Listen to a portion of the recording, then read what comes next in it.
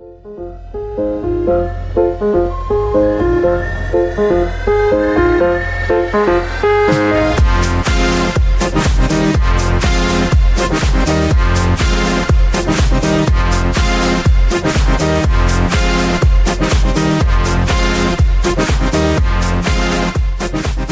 to episode 38 of The Expert and the Idiot.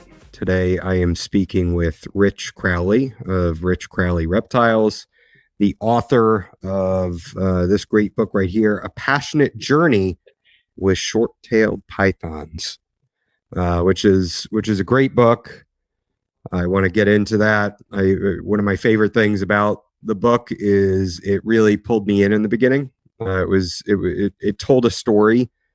So it wasn't just a bunch of facts and data, and it really pulled me into sort of the history of short-tailed pythons in human culture, in our culture, and how, they were really abused and mistreated for the leather trade.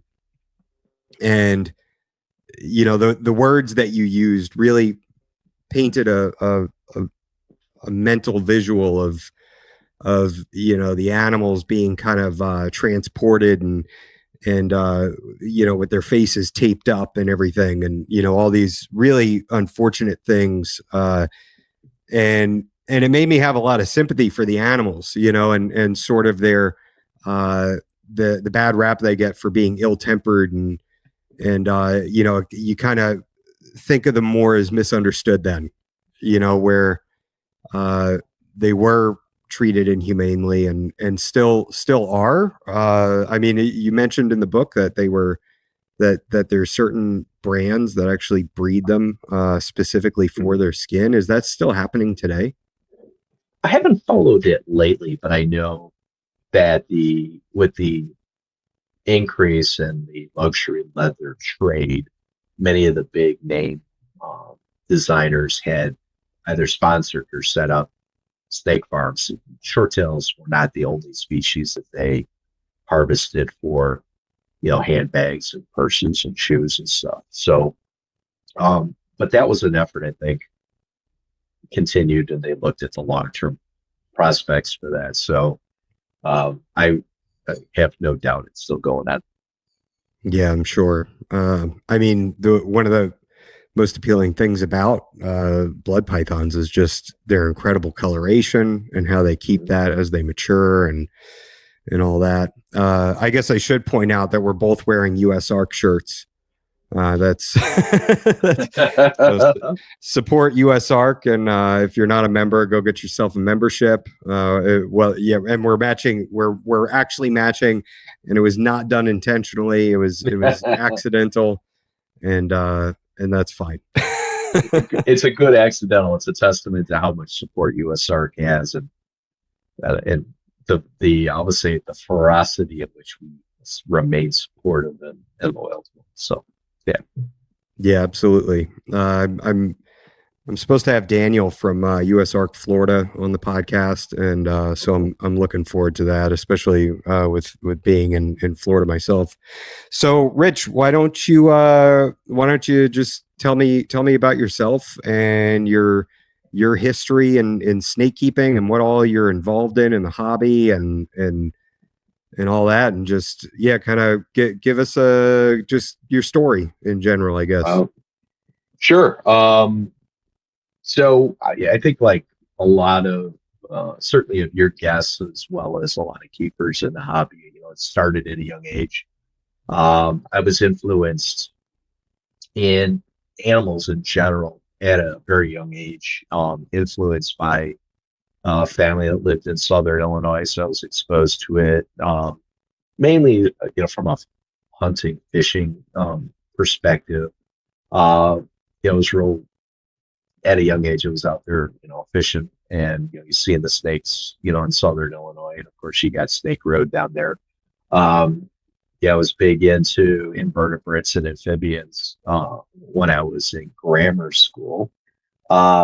But I always had a fascination, obviously with reptiles, but snakes and to some extent, the large carnivorous lizards like the monitors. So they've always been a fascination of mine.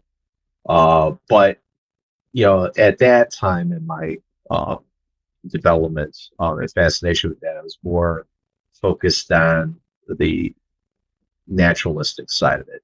Going out to the field and seeing them in their habitats. Um, Occasionally I would catch them more for the sport of being able to do it, especially when you got I call it quote unquote a running or evading snake. But I didn't really get into maintaining them in captivity until probably closer to high school, where my comfort in keeping them in an enclosed environment was there. And I started out with, probably like many people, with either some type of turtle or anoles. I was not allowed to keep snakes when I was a kid. My mom had an aversion to it. I'll talk a little bit about how that changed later. Um, and my first venture in it was creating a naturalistic habitat for some anoles in my sophomore year. And, in the meantime, I was still capturing stuff and keeping it for the season, letting it go. I harvested American toads and watched them go through the amplexes, developing eggs and stuff. I had a pool out in the backyard where I keep them. It's kind of fun. Um, and where I think my more of an academic slant came in was probably it's like seventh or eighth grade. I had a family member gift me an entire Audubon encyclopedia set, and anybody who knows anything about the Audubon is the wonders, paintings and depictions of the animals.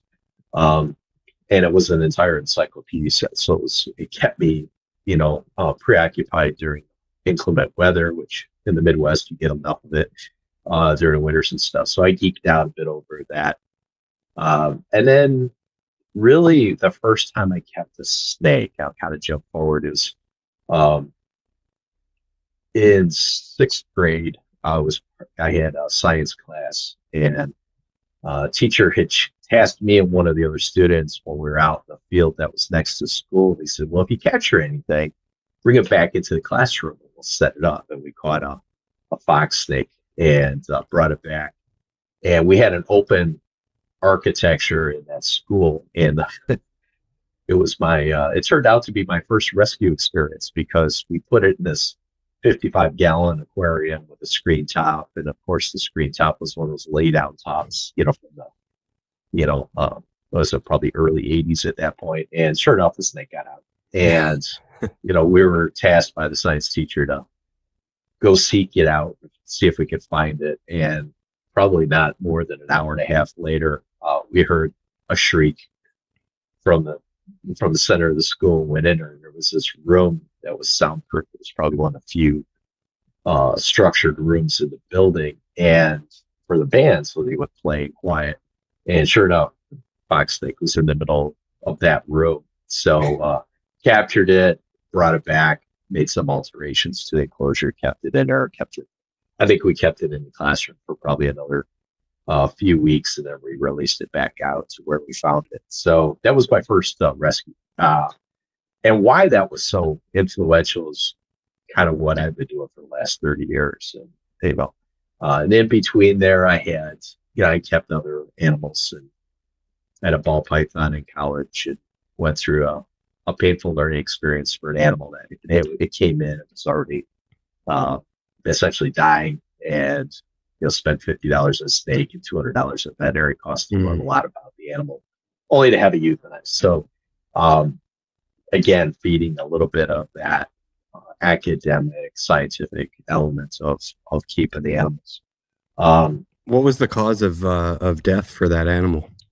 So interestingly enough, it was, this was back in 1989.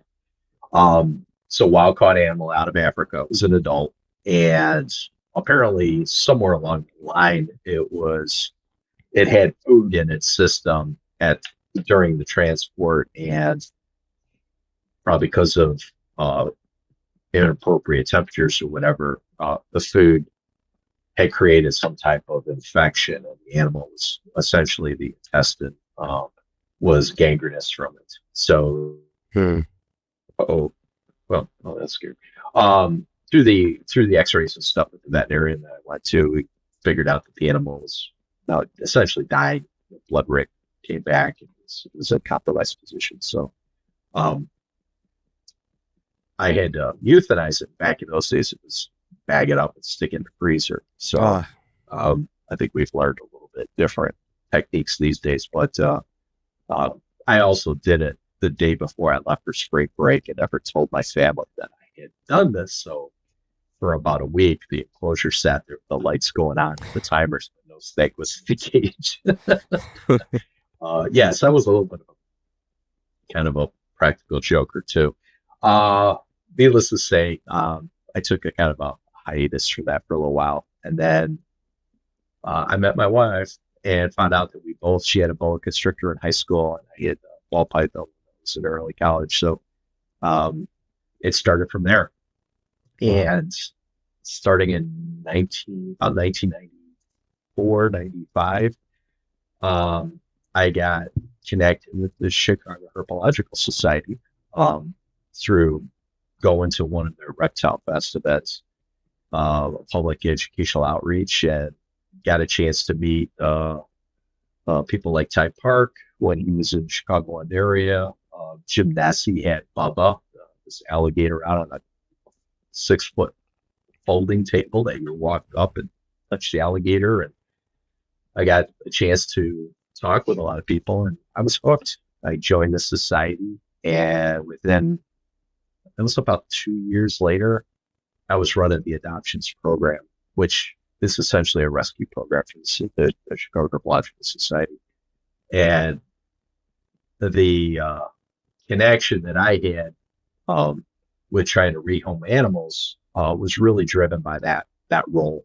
And I became connected to Brookfield Zoo, Lincoln Park Zoo, animal Wow. control. In the first year I did it, I still actually have the records. I rehomed 1,800 animals, Wow. reptiles and amphibians. It was like a full-time job. Plus I was working, and during that period of time, I'm essentially an accountant, finance professional. So I did that. I did that for a number of years, and then mentored somebody to take it over for me.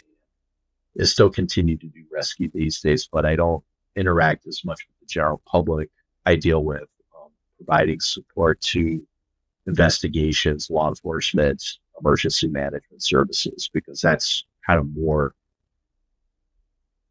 where my expertise is the project management side, dealing with legal matters, being able to provide, in cooperation with veterinarians, being able to provide investigative analysis and reports that could be used in investigations. And this is really both for in defense of the caretaker, the owners. I've been an advocate for people who've been in positions where law enforcement or emergency services got called in, rather than necessarily just blindly confiscating the animals. We tried to make sure that there's a more equitable decision on whether it's appropriate for the animals to be taken in, and that's kind of where I play. So I try to play as a unbiased mediator in those cases. But unfortunately, it's the cases too. We've seen a lot of real serious neglect and harm done to animals in that field. So I see that as well. And in those cases, I typically take in more of the hardcore animals. And then as a principal board member and a longtime member in society,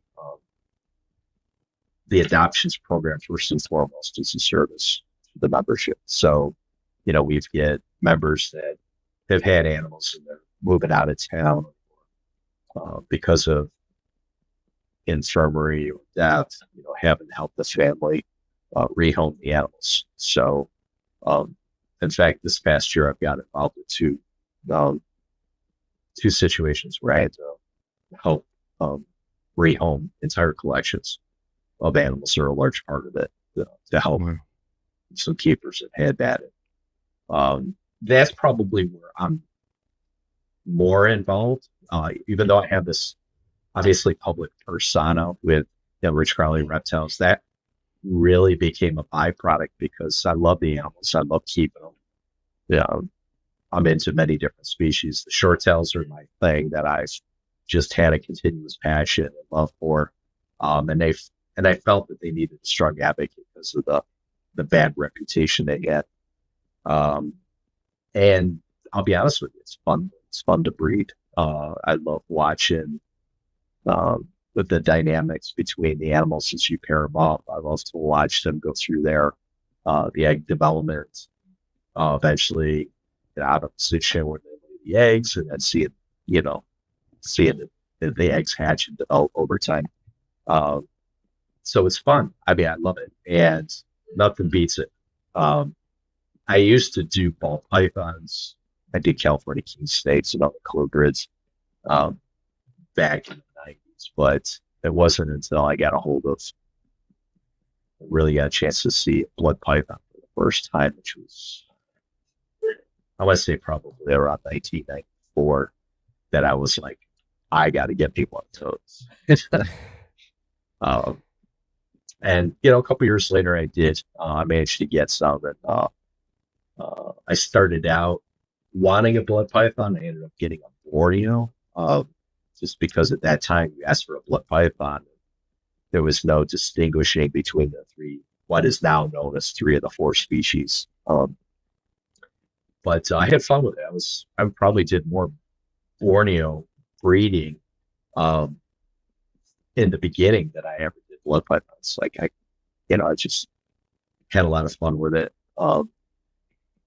That's where I got connected with the short tail community early on, and got a chance to build some really long-term relationships with people who've kept that same enthusiasm, that same passion for the short tails, because you can keep everything. I've kept a whole bunch of different species. The only thing I haven't gotten into is the venomous, because my wife rationally put me on a restriction on being a venomous. So, which is probably a smart thing, but I still have my chance to just keep them in the house. But over the years, I keep all the different species. I keep going back to short tails. They have a very unique personality. It's like a big snake in such a small, compact body, and it's just nothing beats it. And even, I mean, we're now pushing 30 years of me, staying on track with the short tails, and other things kind of come by and catch my attention, and certainly pursue them. But at the end of the day, I still go back to my favorites, and I don't see that changing for any time in the near future. Yeah, that's one of the things I like most about the short tail pythons is exactly what you said about them being sort of a big snake in a small package, and being where I'm at in Florida, I can't get a Burm or a Sri Lankan or anything like that, which I'd love to get one of those species. They're awesome. I love all those, but it's just not in my future, and I don't plan on moving either. I'm too being raised here. I'm too acclimated to the sun and the warmth and everything. So, and I know I can't leave. If it gets cloudy for 3 days, I'm a mess. Having dealt with all those rescue animals, how do you deal with just keeping your collection safe? How, like, from, I mean, you said 1,800 animals, and I just think about, neglect and all, I think about the conditions that other animals are kept in, where there might not be a quarantine protocol. There could be mite infestations that are leading to illness. I'm sure you've seen that. So dealing with all these animals, how do you keep your collection safe and clean? Yeah, it's a great question. It is one that quarantine is critical. And much of the animals, like back in the day when I was really dealing with the high volumes, the animals were not physically coming through me in a lot of cases, especially when I knew that I was going to be confronted with either sick animals or animals that have been exposed to neglectful conditions. So, automatically, mites are going to be part of the equation. It's got other pathogens, of course, that could be introduced, as we've seen. Now we know more about viruses and stuff. So, it was, in a lot of those cases, we would try to maintain the animals wherever they were at. So if they were in a confined area with the original owner, or if it was with, housed by law enforcement or rescue organizations, we tried to expedite moving the animals directly to the end recipient. And we had a network at that time that spent a considerable amount of resources on my side, time and leveraging relationships that I had to actually have a registry of foster care options, whether it was partner organizations, members that had expressed interest in working with specific species. So I tried not to actually take the animals unless there was an absolute need for it. And in some cases, there were. And in those cases, I always made sure we had a separate room, separate way of, maintaining the animals in collection. If there was any ectoparasites, which back in, going back to the late 90s, pretty much everything came in with some form of tick or bite. So there was a full-on scale of effort that we did with, soaks and treatments, with everything from, prevenamite, similar sprays and topical solutions, all the way up to injectable and ivermectin and stuff like that. So, we had veterinarians that we worked with in that case too, that at least at that time, there was a lot of free services that we got from some of the really, really fantastic reptile veterinarians. But then I took a hiatus for a while from dealing with that, after the burnout of working on it after 3 years, I was like, I need to take a break. And I think in the span of, I would say probably about maybe 8 years, is when we started seeing this awareness. I don't know, say even an increase of things like nidovirus, so what's now serpentivirus, and other issues that would come up. Even in the medical side, we often coordinated quarantine options when we had animals that we were suspected, they might have had something. IBD was sort of out there. We knew about it, but we didn't have a lot of information on it. So like boas were another challenge that we had. So a lot of times when we get animals like that, when there was some concern, they were often fostered with people that didn't have existing animals. And that way it minimized the amount of cross-contamination. We also, at least through my efforts, I actually worked with a lot of volunteers to teach them about quarantine techniques. It got to the point where it's like, even to this day, if I have to go pay a visit to an emergency services, whether it's animal control, law enforcement, or something like that, I change clothing.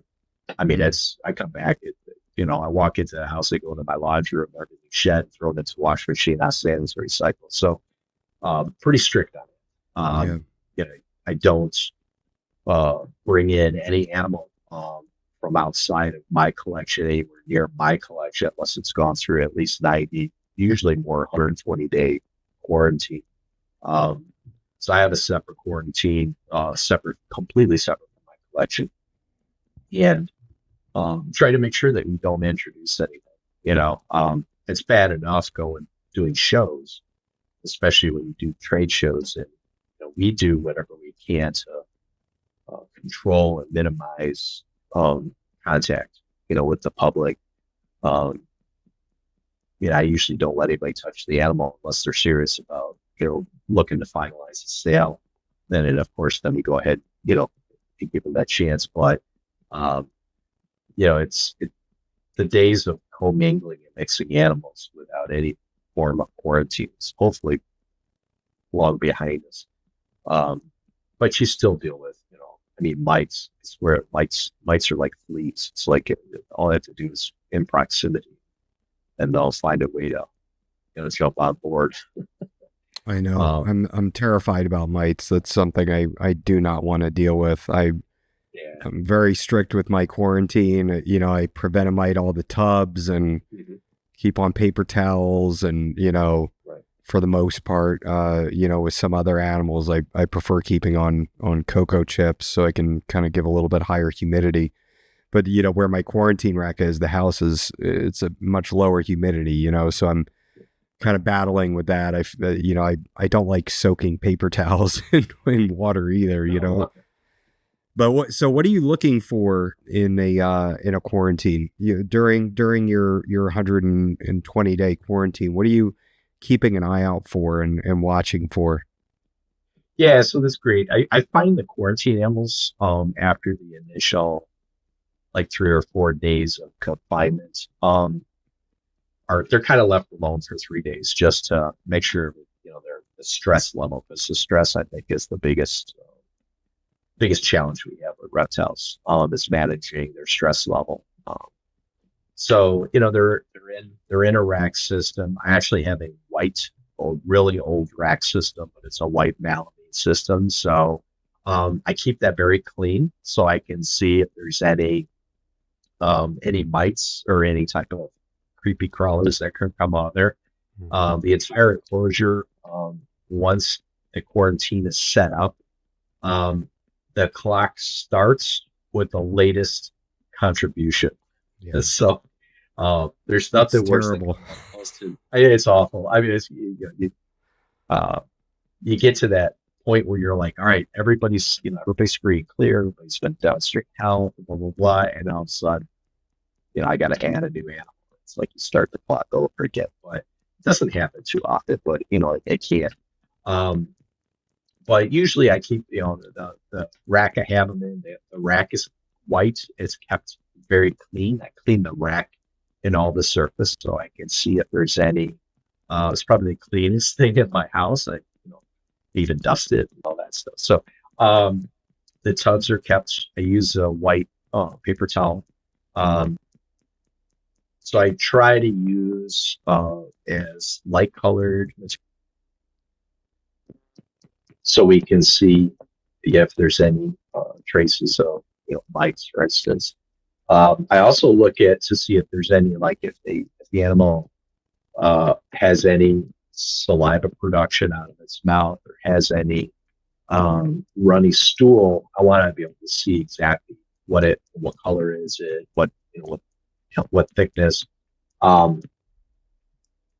And using the white surfaces is easy, and that's kept very clean. So as soon as there's any type of soiling on it, it's immediately removed.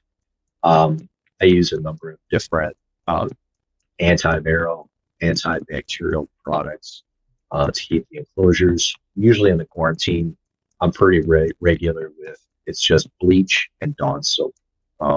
Everything gets scrubbed. Tubs are cleaned not only on the inside but also the outside of the tub. Any water dishes or high boxes that are used, I use everything it's either like a PVC base or ABS plastic. Everything goes into a bucket that's, again, bleach soap, and that soaks for a number of hours. So that's the quarantine I do for any animal. Doesn't matter whether it comes from my best friend's collection or I get it from somewhere else. Everything goes through the same protocols. I have cards, so I'm monitoring the activities of the animals, monitoring what they're eating, whether they take it or not.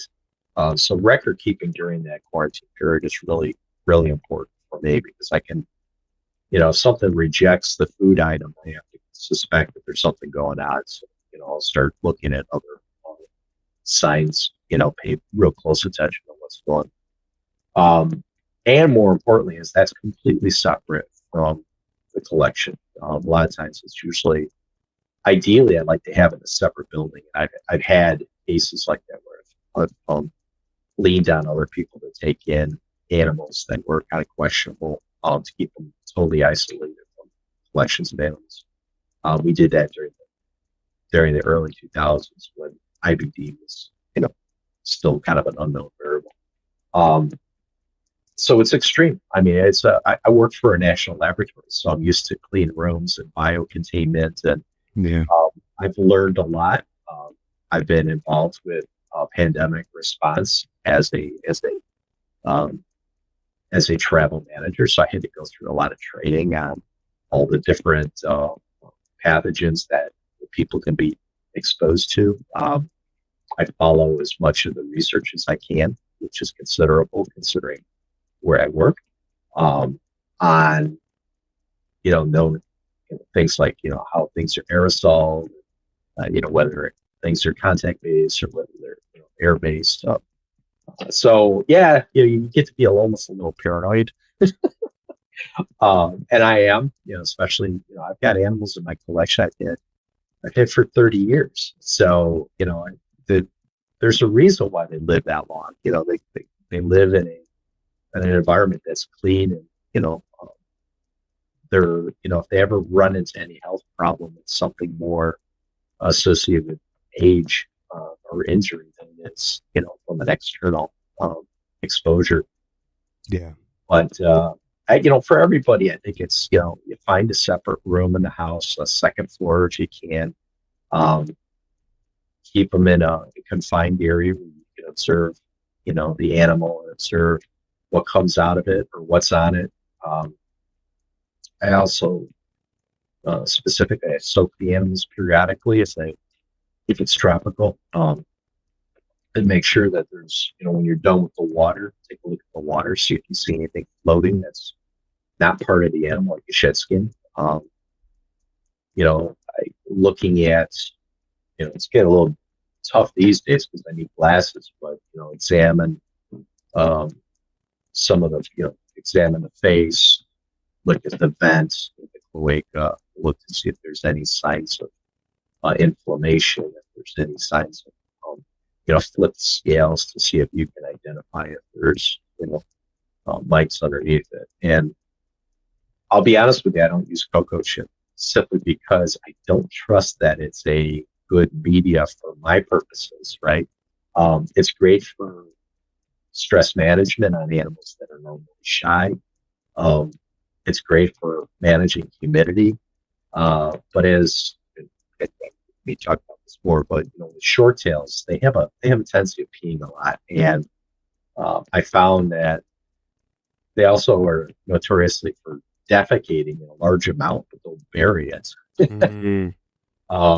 So, the other part that people don't pay attention to is that, I can have an animal that's sick and it may be in a separate room, but you also have to think about, is there fruit flies, is there animals, insects or whatever that carry pathogens. So, I do pay attention to, what happens. And, I'm cleaning constantly. And I have a ritual that I've done for a number of years. I go 2 times a day, going in, my reptile room and checking enclosures. And anytime somebody's soiling their water or soiling the cage, I do quick changes. And if I can't do a quick change, I think if you've ever seen, I got ARS cages. So I got the big 9706. They roll out on, sliders. They don't disconnect separately. So that's a every time I have to clean one of them, I usually pull the snake out. I usually give them a nice hot tub experience for a couple hours while I pull all the substrate out, spray it down, and then I go in there and clean it. So I'm one where I like to spray down the cage multiple times, whether it was chlorhexidine products or if I have a particularly nasty mess. You get in it with a bleach and soap mix. Um, and I used to use a lot more chlorhexidine. These days it's hard to get. So I've been using other alternative veterinary products that are for cleaning as well. I know F40 is one. So there's thankfully we're in a place now where time in reptile care where there's a lot more understanding of virucides, the bactericides, the fungicides that you could use to help keep the environment clean and safe. And it's not just for the animals; it's for us too. Yeah. You know, I've never gotten sick from salmonella. And I've been crapped on, bit by some of the gnarliest things. Dealing with dirty water from crocodilians and from turtles. You might be immune to it at this point. Well, I don't handle the animals and stick it in my mouth. I mean, come on, it's like, and I remember in the 90s, back when we were importing monitor lizards, and we used to do these the veterinarian hosted workshops for the Chicago Group Society, and we would take swabs and fecals and floats and show people under a microscope on a projection, so you can see what type of pathogens these animals have. These are fresh imports. I mean, the worst one, I had some freshly imported Timor monitor lizards. And I think we had 6 or 7 different parasites identified in one fecal swab. Oh my God. And, it's just crazy, and you learn a lot during that time. Dr. Klingenberg did a book on parasites back in a number of years ago, and that was my favorite go-to. Thankfully, in captivity, we don't see as much of that. It's more, you see more viruses and stuff, not so much the parasites that come from networks, which is good, Yeah. What do you think has kept you so steady on the short tails? You had mentioned how great the community is around short tail pythons. Is that a big part of it? I mean, I feel like that's a big thing for me, is the community around a certain hobby. Is that if it's welcoming and if it fosters growth and education and everything, that really pulls me into it that much further, Yeah.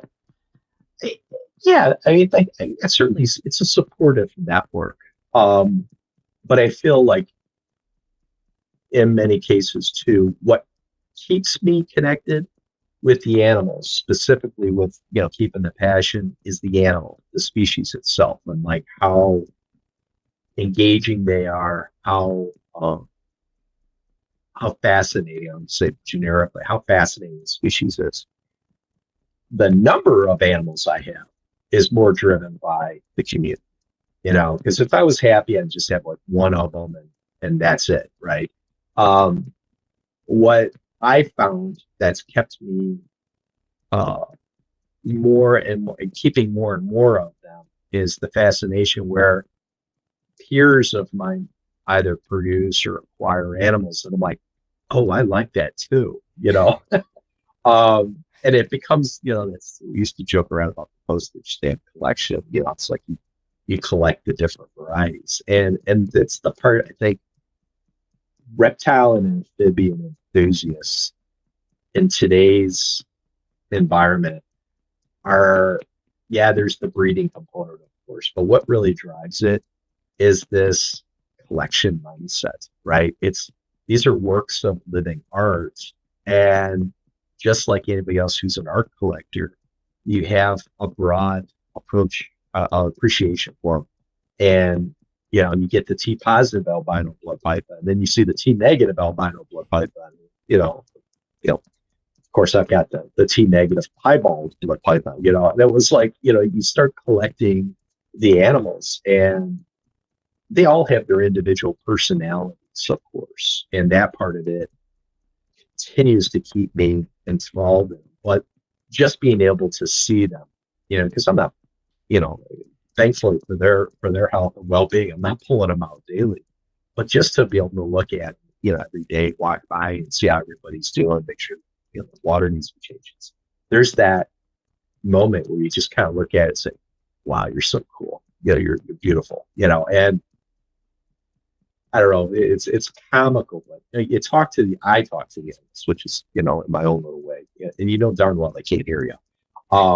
It's just like, oh man, you're beautiful. It's just, it's kind of fun. But I have it's probably bad because I have a very broad taste palette for what I love, and I love the Borneos, and I avoided keeping the Sumatra short tails, the blacks, for a long time because I felt that if I did them as well as what is the Sarawaks, people get confused. And I was like, I'm just keeping it simple. But, as I've kind of stepped a little bit away from breeding the Sarawaks, it's like, all right, well, my wife made the mistake of saying, oh, I really like them.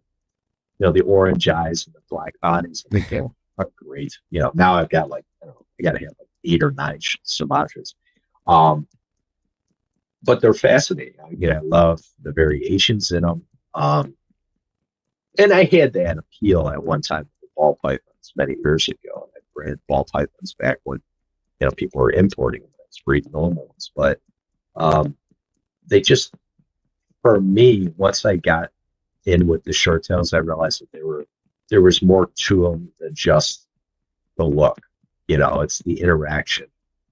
They all have their own different personalities. You walk into a room, if you can, if their head's positioned in a way that you can see it in the cage, they're watching you, and you can, the body's not moving, but the eyes, they've got those camouflage looking eyes, and you can see when the iris is moving back and forth. And I'm like, okay, they're calculating. They're trying to, I always joke around. I said they're trying to figure out a way to take over the world. So, they're fascinating. And, I got some old timers, we've got some animals that go back into the 90s, and they hold their own, right? They're an adult animal. They will interact with you, but they will interact with you on their terms, which if you're fine to accommodate them, they're perfectly fine. They're handleable, everything else. But if they're done with you, they're going to let you know, whether it's the hissing, huffing, or puffing, or they start, quote unquote, running from you. And that's their way of telling you, I'm done. Put them back. I put them back in the cage. And I've done this, for decades. And I got to a point now where it's like, I'll pull an animal. I can tell right now, pull an animal out. It's like, all right, they won't mind. Pull them out and play with them for a while, and they'll enjoy the interaction. They just don't like being held like a traditional snake, like a boa or a ball python. They're not going to hang on you. Yeah. They want to be held kind of like a baby. They're used to being on the ground and having that bulky body in there supported by some structure. And if you're doing it in your arms, you see people that keep really big short tails, and they're out there interacting with them. They're taking full advantage of all the surface area of their arms to hold them. You're not throwing them over your shoulders, but we'll right off you. So the best analogy I always had is, to me, short tails are like the bulldogs of the reptile world. They are kind of roly-poly. They're a little clumsy. You fire them up. They're an impressive animal. There's no doubt about it. I mean, I got a 20. It's about a 20-year-old classic imported blood python, black-headed. It's kind of the role model for my book cover. And he's fun to pull out. He's just such a big, dopey snake. But if I go in there at 9 o'clock at night on a feeding night, he's not, he goes from that really jello bodied, laid back, slug into, this imposing, feed me mode. Yeah. And, he's probably, I don't know, he's over 6.5 feet, but he's got a body on him that's huge. And it's like, okay, we'll leave you be. And usually at about 8 o'clock at night, everybody turns into that Jekyll Hyde mode. And just respect it. If I'm going to do any type of cage maintenance. I always do all that during the day. I can stick my hand in 99% of my racks, my cages. I've got kind of a combination of racks and cages.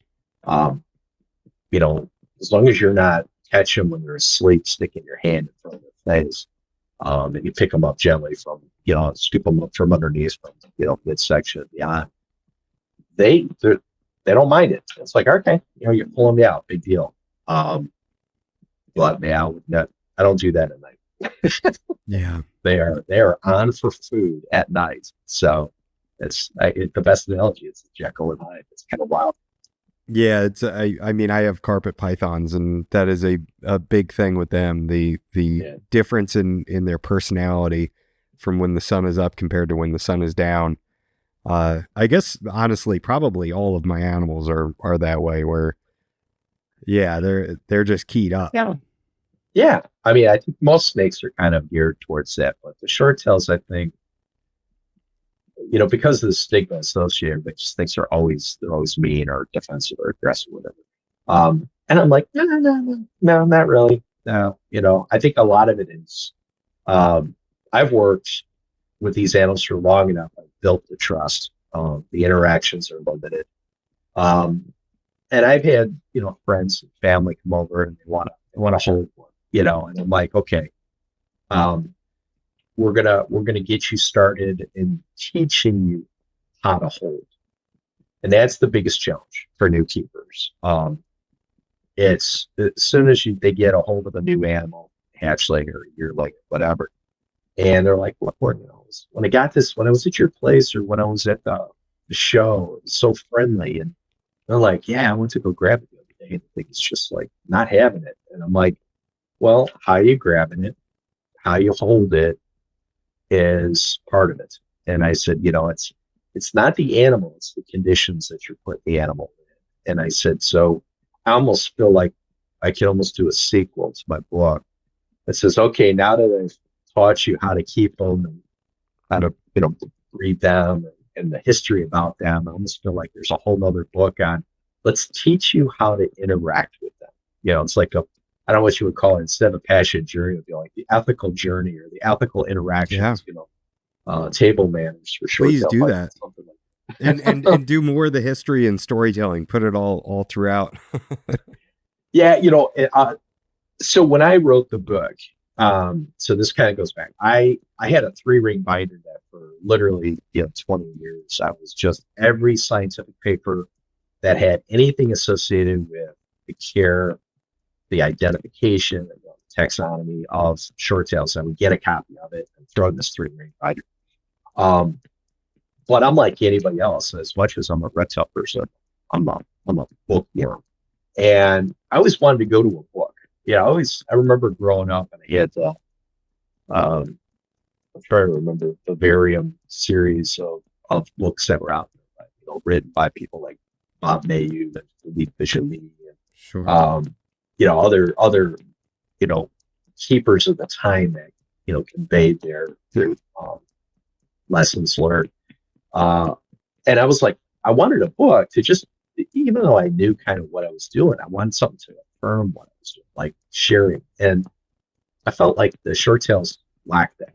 And I didn't write the book because I felt like I had some overarching ego that needed to be conflated. I wanted to write something so that other people could sit there and say, well, I've been trying this and I wanted to reference, and everything I saw online was confusing and misleading.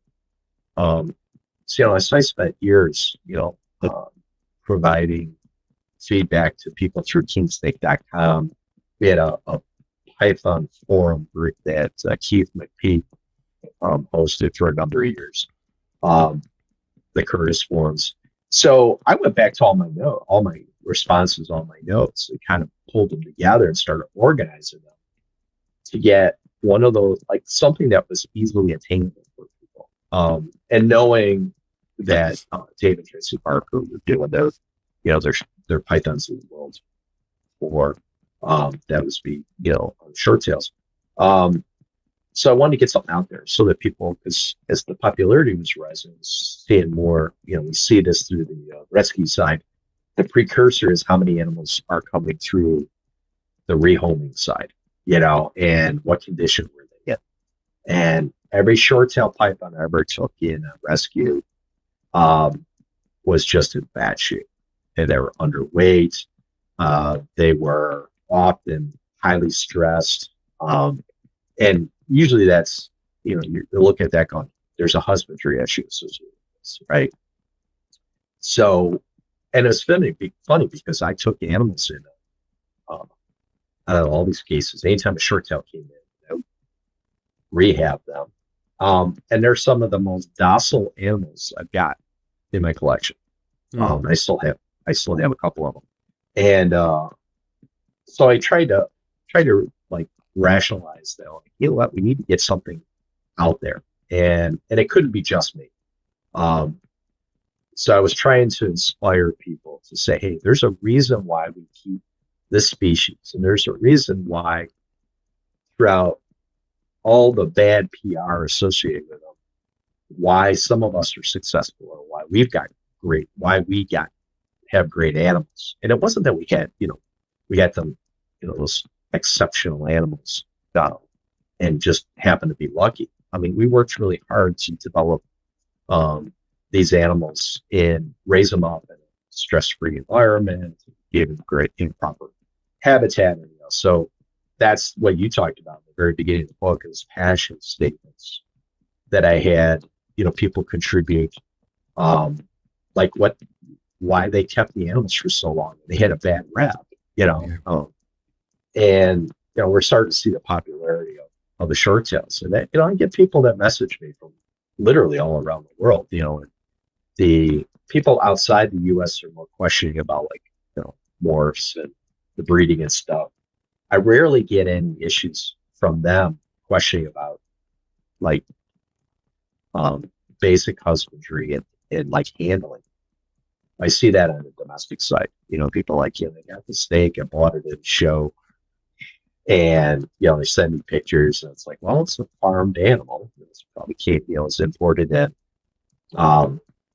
And they're showing me with maybe a gloved hand. This is the picture of it, or a picture of it in its enclosure. I'm like, well, right off the bat, I'm telling them, here's what you're doing wrong. The way you're holding it's not proper. You've got it in an aquarium. I can tell it's dry.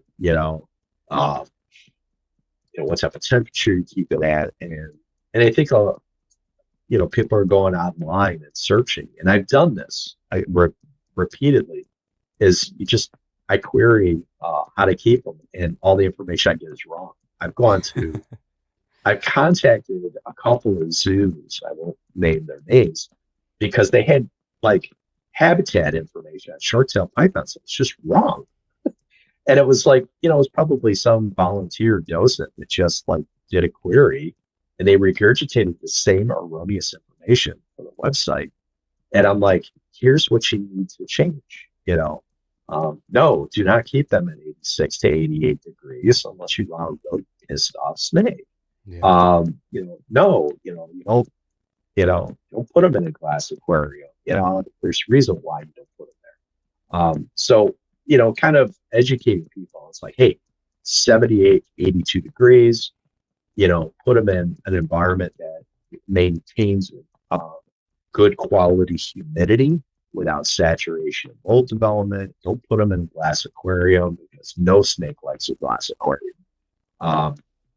It goes back to the days of ball pythons in the 90s. So it's like, people are like, my ball python won't eat. So it's like, well, first you put it in a 10-gallon aquarium, which is completely, it's not even good for fish. Yeah. So I showed videos of, I put my camera at the bottom of the aquarium. I got my hand coming in. I said, imagine Godzilla opening up the roof of your house and coming in and grabbing you, pulling you out of your couch. Yeah. I'm like, welcome to the world of snakes.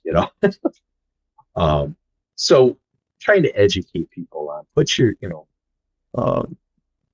yourself in the mind of the animal, like from a perspective, and think about what would make them comfortable.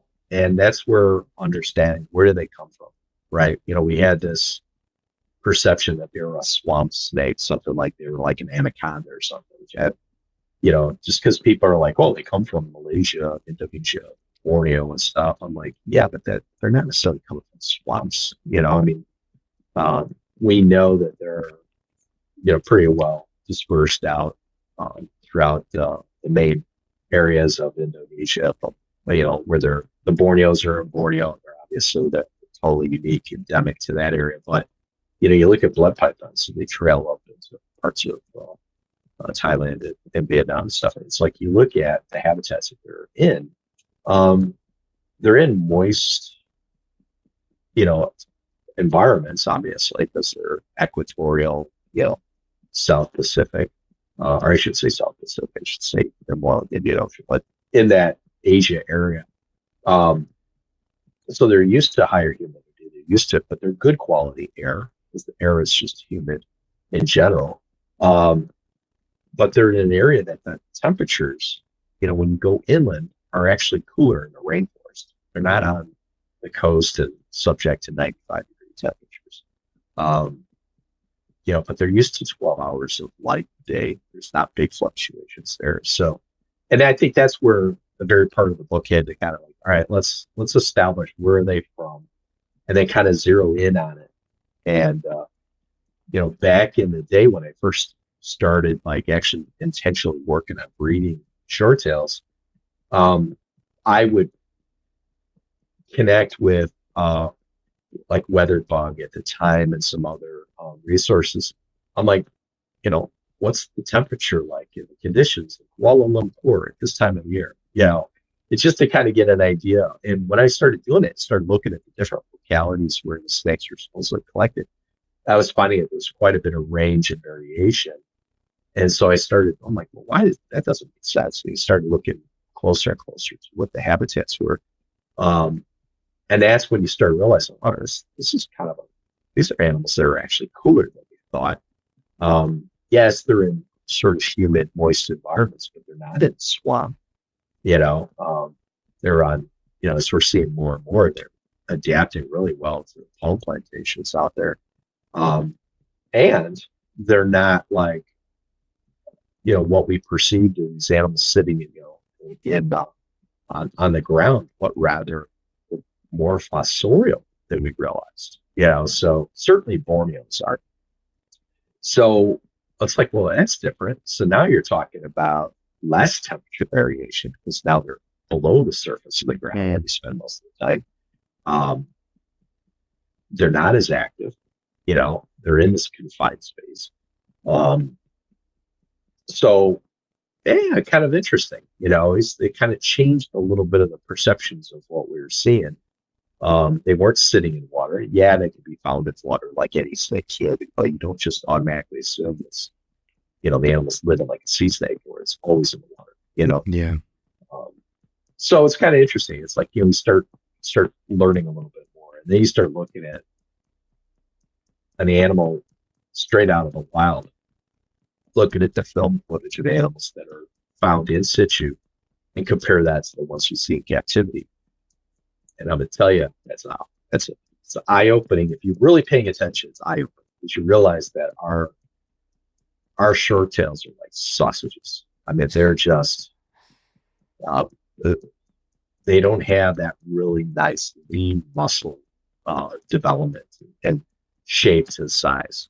And I think that's telling. I think, we're finding out that we're feeding more frequently than they're accustomed to in the wild. And I obviously, we're going to feed them a little bit better conditions, better food sources. So, I think trying to keep them on a leaner diet, less frequent. They're certainly not burning calories like they might be in the wild. They're not moving. Not that they moved a lot, but they did move, and they're not moving over a level terrain, so giving them a chance, to experience, a little bit of movement's fine, but all in all, it's like, all right, you got to keep them on more of the maintenance side, unless you're breeding them. There's obviously there's some calorie burn. And, the females are, they need the extra calories just because they're gonna commit up to half their body weight producing eggs and not eating for a couple months. So, um, but yeah, I think people are keeping them too fat. Yeah, I mean, I would kind of start going down a rabbit hole looking at incredible animals, from Kara and yourself and all these various people, Matt, and I'm seeing all these animals and I'm like, God, these are incredible, and then I'd see like this really big sort of Jabba the Hutt looking animal, and I'd be really put off by it, like, oh well, they must turn into that eventually, and then reading your book, it was cool that you put in like a diagram, a little picture of like sort of a scale The showing body ideal, condition index is called. Yeah. yeah, showing in the middle the ideal body condition, and then goes over to obese and over to underfed, and that was a great thing for me to see, and wanting to just read your book because I like snakes, and if somebody's listening to this and they're not, they don't want short tails, I still recommend getting the book, because there's so much great husbandry insight in the book, and also the history, the story of them in the animal trade. Like if you're into snakes, it's a great book for somebody that is passionate about snakes, even if you keep or don't want to keep short tails, but I guarantee by the time you get to the photo section, you're just gonna put it down and start reaching out to people. Yeah, it's kind of funny. I skinnied that book down for a couple of reasons. One, I wanted something that was easily consumable by a wide audience, mainly beginners especially, and price point. It's costly to print books, and I used Amazon specifically just so it had a wide distribution, and it's easy to get in the hands of people, so that they can read up on it, learn about it. But yeah, it's we could have filled that book up with dozens and dozens and dozens of pages of just photos of animals. I mean, it's Yeah. crazy, what we're seeing, especially now. I mean, I issued that book I had it really wrapped up in 2017, and just looking at 7 years, more than 7 years, and the incredible array of pattern and color mutations that have come out. I mean, it's just mind-boggling. And there's what I love about the animals, the short tails especially, is that, and this is just my perception of it, but you have, if you look at some of the popular snakes and the designer snakes that are out there, ball pythons are a good example because of just the incredible array of genetic traits that exist out there. But they're all genetic traits around either an incomplete dominant or recessive gene that drives a pattern or color mutation. And you've got some that they're almost like the desert ghost gene, which is recently a discussion about. It kind of dials and messes around with the other genes, which is kind of cool, like an enhancer. But we never really got into the discussions of things like what you see in the gray band community or you see in the green tree python is the locality specific traits. So these are, there's probably a genetic character associated with it, but we actually have lines of animals, whether it's the martyr line or we talk about some of the other associated appearances, like I'm trying to, for whatever reason, they're escaping me at the moment, but like Kevin Martyr stuff, were spent years and years developing a certain law.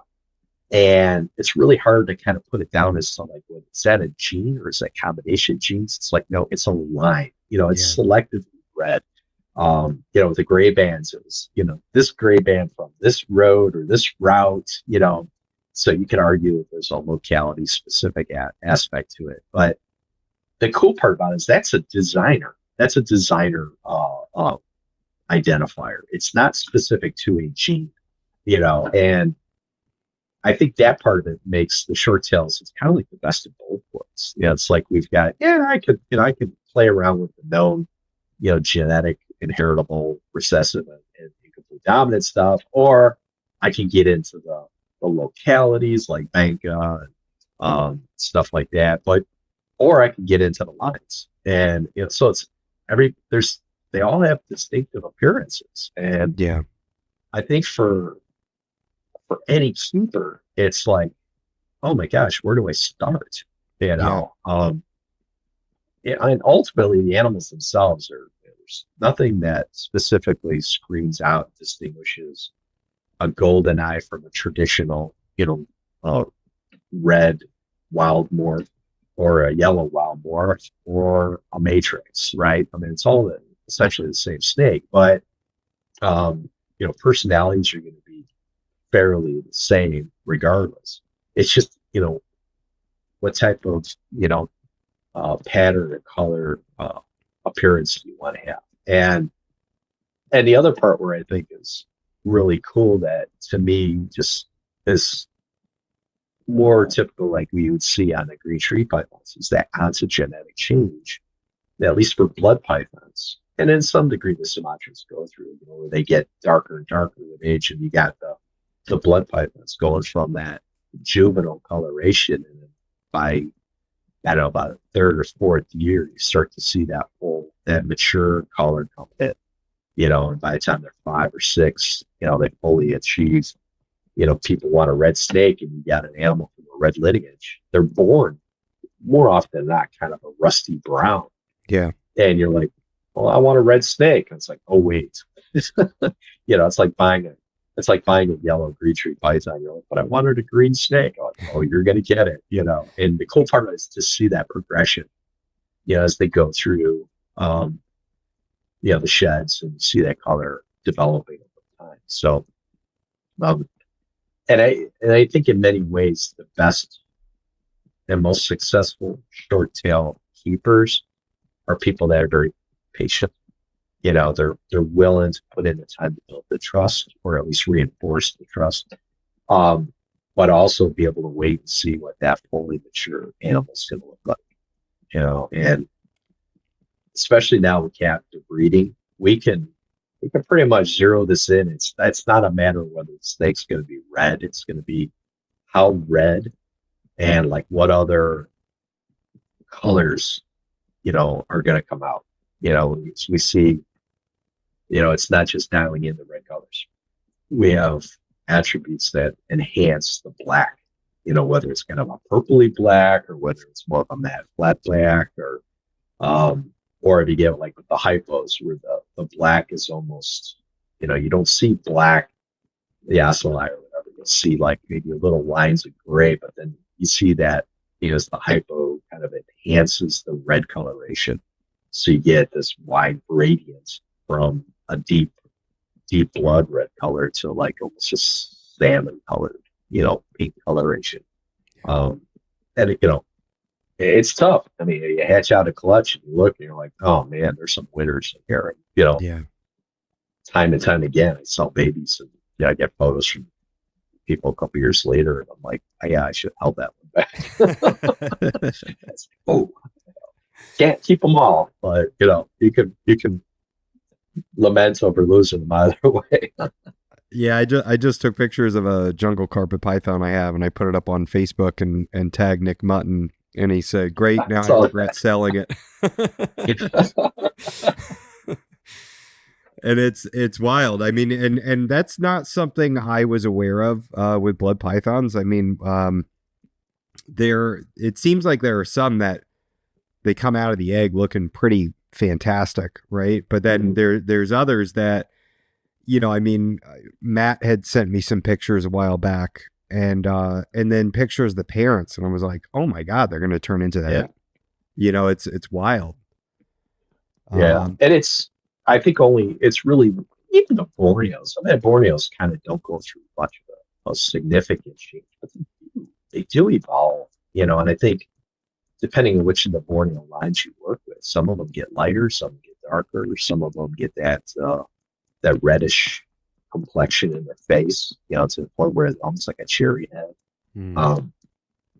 You see with the Python Curtis, with the Sumatra shirt tails, they come out and they're kind of, I'll call it a dingy, gritty charcoal in black and maybe a little bit subtle brown to the point where, as a mature animal, it could be just almost like jet black, almost, I mean, if there's any pattern, it could be washed out completely. It just looks like this big ebony animal.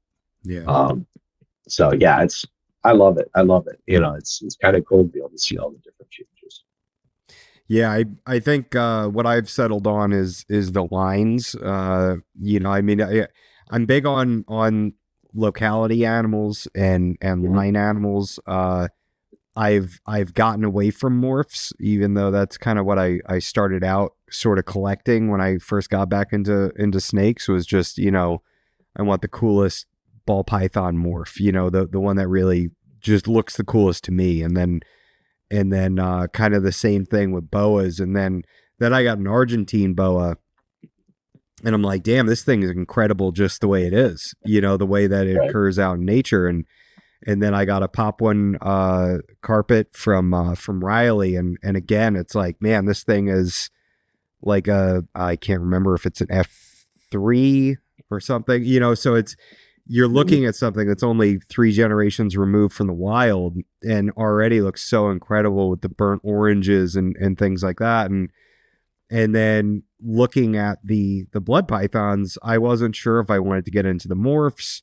And ultimately now I've kind of gone with the lines. I like the lines and all that, but I still, do people in the community of blood pythons, do they cross morphs with lines and morphs with localities and stuff like that, or is that just it frowned upon? Is it? No, I don't want to say it's frowned on. I mean, the hybridization issue is one that's been very, very contentious for a number of years. All the short tails, principally the first 3 breeding, Sehy, Curtis, and Bronger's Mike, were at one time prior to 2001 were subspecies underneath the Python Curtis family at that time. And then Richard Shine and the other co-authors of that paper rose that up to species status. And of course we got the Jack Teo,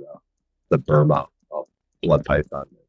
I don't even exist anymore. But those 3, they're hybridization between them, and I think it's self-enforcing because they don't make attractive looking snakes when you breed them together. Thank you. But when you get into, we talk about localities and morphs. So you'll see things like, I know a popular one is to take the Banca Island, which is a locality, an island form of Python Bronger's Mite. But they have a couple of attributes.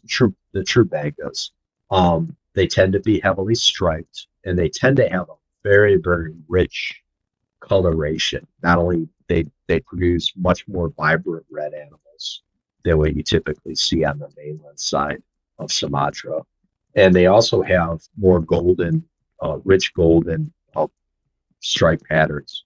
But the other part of it too is, at least in my experience, is that the Bancas tend to be smaller, typical of insular forms. So they tend not to get as gargantuan.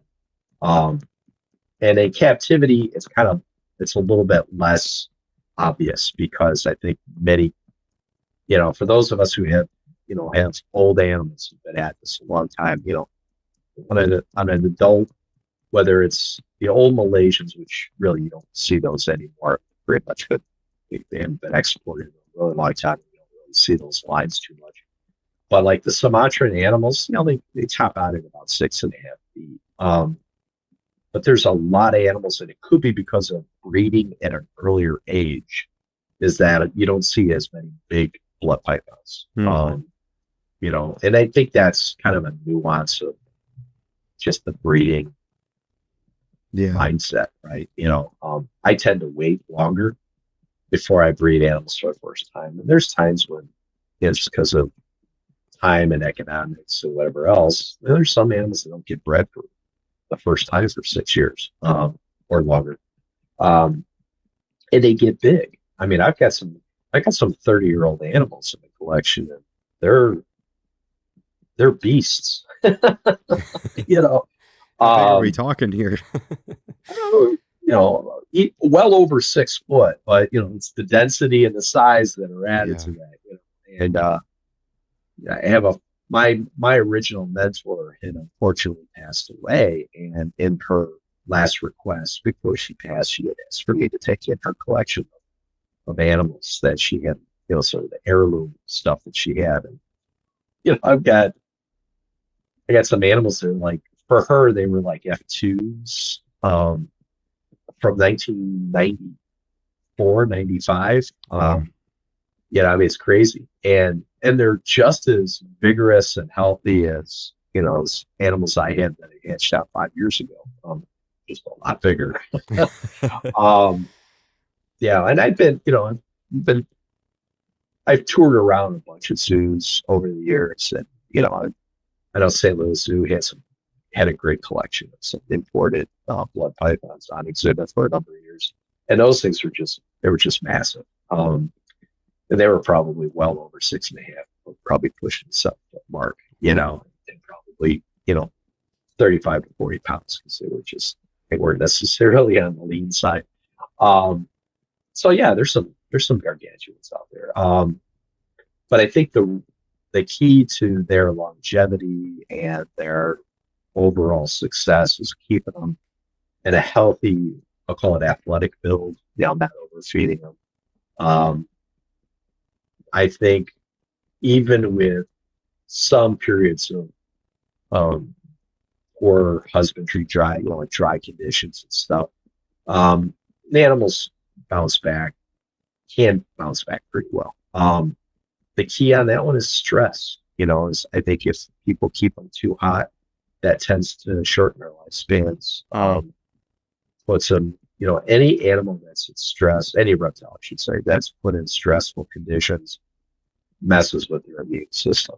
And, too hot of an animal, you're running risk of regurgitation. If they get dehydrated for an extended period of time, you run into other problems. They produce some pretty sizable urates, and those urates are not,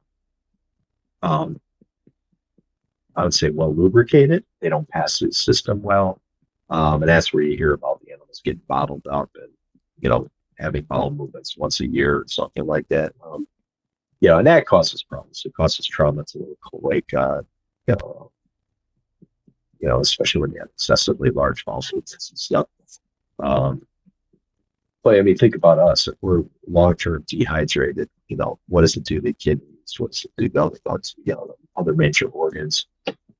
For females that are reproductive, dehydration in the long run, it's going to cause problems on the reproductive side.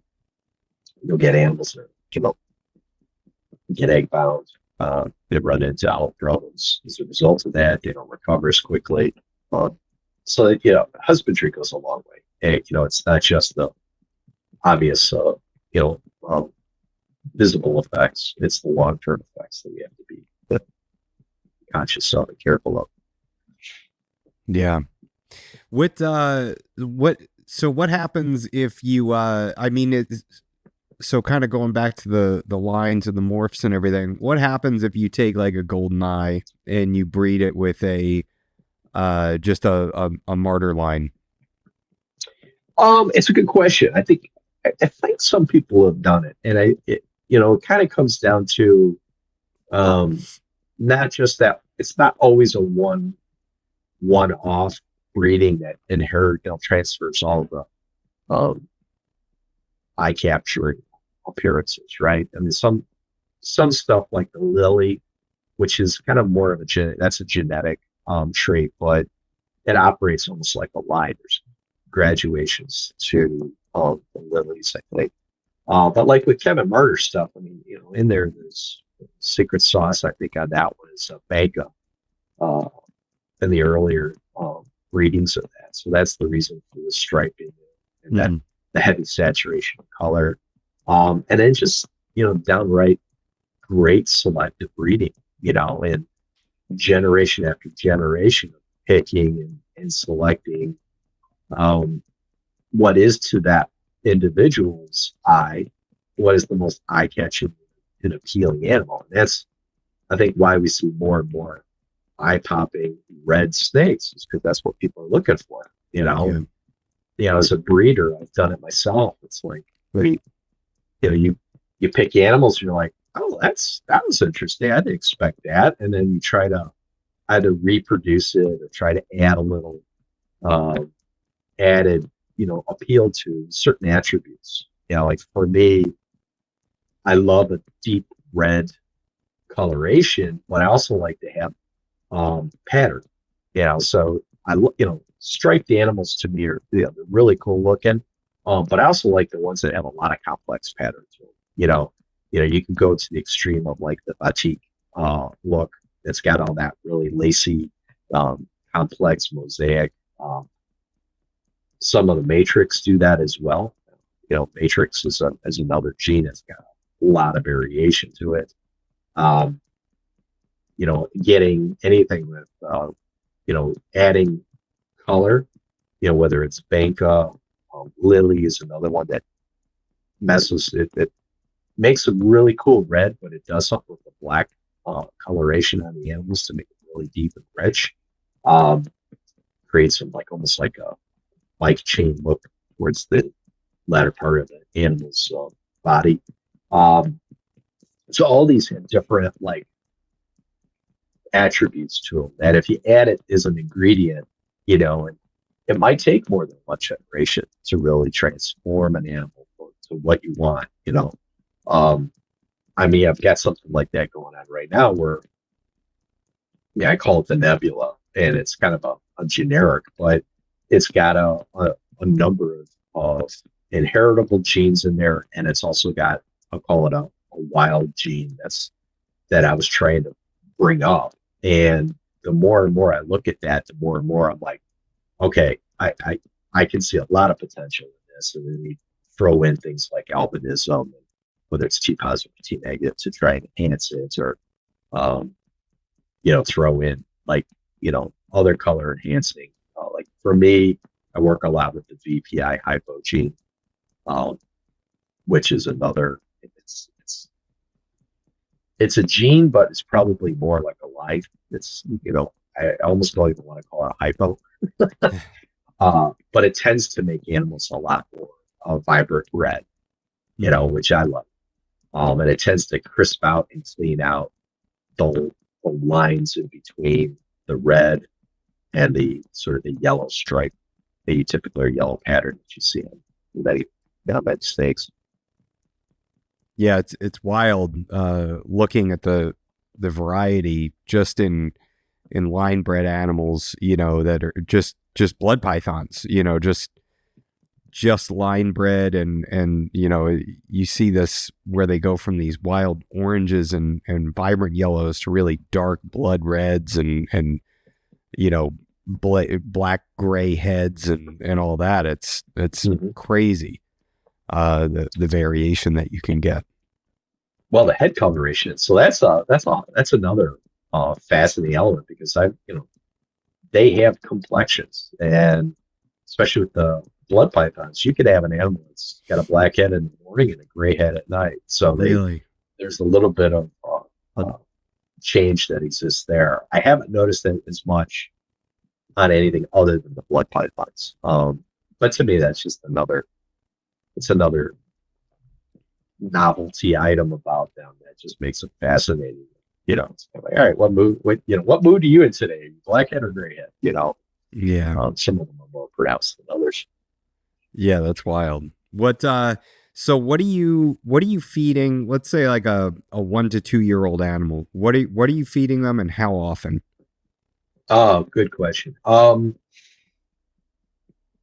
So at about a year, so let me back up a step. So kind of give you an idea of progression. So um, the babies typically, on average, run 55 grams to. I got some lines of animals where the babies almost always come out over 100 grams in size. So there's a lot of variation just out of the egg. Um, yeah, typically Borneos have bigger clutches of smaller eggs and smaller babies. Blood pythons have kind of a moderate size, and then Python curtis is kind of it's kind of like somewhere in between. Um, with Python curtis being sort of the smallest of the group, and even then sometimes they can produce 5 foot animals. Borneos are like 4.5, maybe to 5.5 on some really exceptionally large animals. And then blood pythons are kind of like the 5.5 way on up. I mean, it's usually 6.5 was what I found to be average on them. But the babies, when they start off, I typically start them off with slightly larger prey than I would normally start other steaks. They just like bigger food. So usually medium mice. If you've got a a baby that's fresh started, and they hatch out, say 75 grams, guess what thickness are, a medium mouse. And then usually 2 to 3 meals later, they're on large, sometimes even jumbo mice. They are less likely to like shy away from a big meal, versus cast of thousands of snakes that typically will look for like pinkies or fuzzies or hoppers, right? Yeah, I can almost envision that the snakes are almost laughing at you when you give them a small prey item. And they're unusual because, you start them off with slightly larger prey, so they move quicker through the size offerings as you get them out. So so this year's hatchlings from the beginning of the summer, so we're putting them in at roughly 7-8 months of age. Mine are taking small rats at this size. All right. So they're, like I said, 7-8 months in. At a year, they're taking medium rats. I've got some that at a year of age, between like a year and 16 months, they're already on large rats. So they move quickly. But not all of them are that way. And that's kind of the whole caveat there is, you feed to the animal, not to some prescribed recipe like they should be at that point. I still have, it's kind of comical. I'll give large mice to adult blood pythons on occasion. It's just like, all right, I got an extra, who wants it? It's kind of popcorn for them. But I typically, even at my largest, oldest animals, you can get away with like 3/4 pound, 1 pound rabbits. To me, it's too much. Generally large, extra large rats. And again, the balancing act, I did talk about this in the book. The balancing act is, it's like us, how much activity, how much calories are we burning? If you've got an exceptionally vigorous male during breeding season, they'll drop weight because they're working it, right? And correspondingly, I have females that, man, when they're done, they're horseshoe shaped. They're just hollowed out from all the eggs that they deliver. So, in those cases, I just went through a round of it this year. I paired up, had a few clutches this year. And all the females gave it their best. I mean, they were so skinny, it was almost striking. So I'll feed them an extra meal in between everybody else, and I typically, I call it maintenance diet, is about every 3 to 4 weeks, everybody gets a large rat. And some of the older, bigger animals, I'll give them an extra large rat. They've got a larger body weight they're probably carrying. So I've not really. Oh, go ahead. Sorry, I just wanted to ask. So with blood pythons, is feeding a prey item the width of their body, is that out the window because their body is so wide? Yeah, I don't. Yeah, I don't. You know, that was kind of like a colubrid slash ball python Sure. recipe because it was easy. Um, and I would think for animals that it's tough, right? Because even carpet python, someone would probably use that as a recipe for carpets. Yeah. It's you kind of have to look at people don't weigh their prey items, and they probably don't necessarily weigh the snake as often. But you have to kind of have this even balance of how much food you give into an animal to maintain a certain body weight and activity level. Yeah. And it's highly variable. So for me, it's kind of like I'll look and say, I always make sure I don't go farther than 4 weeks intentionally on feeding my short tails, except during the wintertime. In the wintertime, I put them on, I'll feed them more every 4 weeks than I would like during the summer. It's probably more like 3 weeks. And part of that's because of a couple of things. One, I'm in the Midwest. So I don't, not that I lose power, but if I ever lost power, I wouldn't want them to have a full stomach full of food, Yeah. Even for a short period of time without making sure there's proper food. So, but I also find that during this time of year, they're less likely. I mean, short tails will eat all year long and they will breed all year long. So if I'm trying to breed, I'm trying to time it so that the male and female are on similar cycles. So when I separate them to feed them, I want to be able to make sure that, I can do that and not necessarily throw them together in the shed cycle. And yet I'll find that depending on the timing of the shed, sometimes that's an incentive for, short tails, with any snake, the pheromones are flowing in the shed. But it is stressful. And I, no matter what, I always drive towards managing the stress level than anything else. And again, short tails, they'll breed all year long. But I want the female specifically to be the one that I focus on the breeding, and the focus on making sure that the courtship is proper. So, starting in September, I look for those weather changes, those patterns of barometric fluctuation. And that's when I start pairing up the animals. Yeah, there's times when it's like, oh crap, I just fed them and, we got a big stormfront coming in that was paying attention on the weather. So, I'll try to balance that out to make sure. But, a large rat is generally not much for, blood pythons.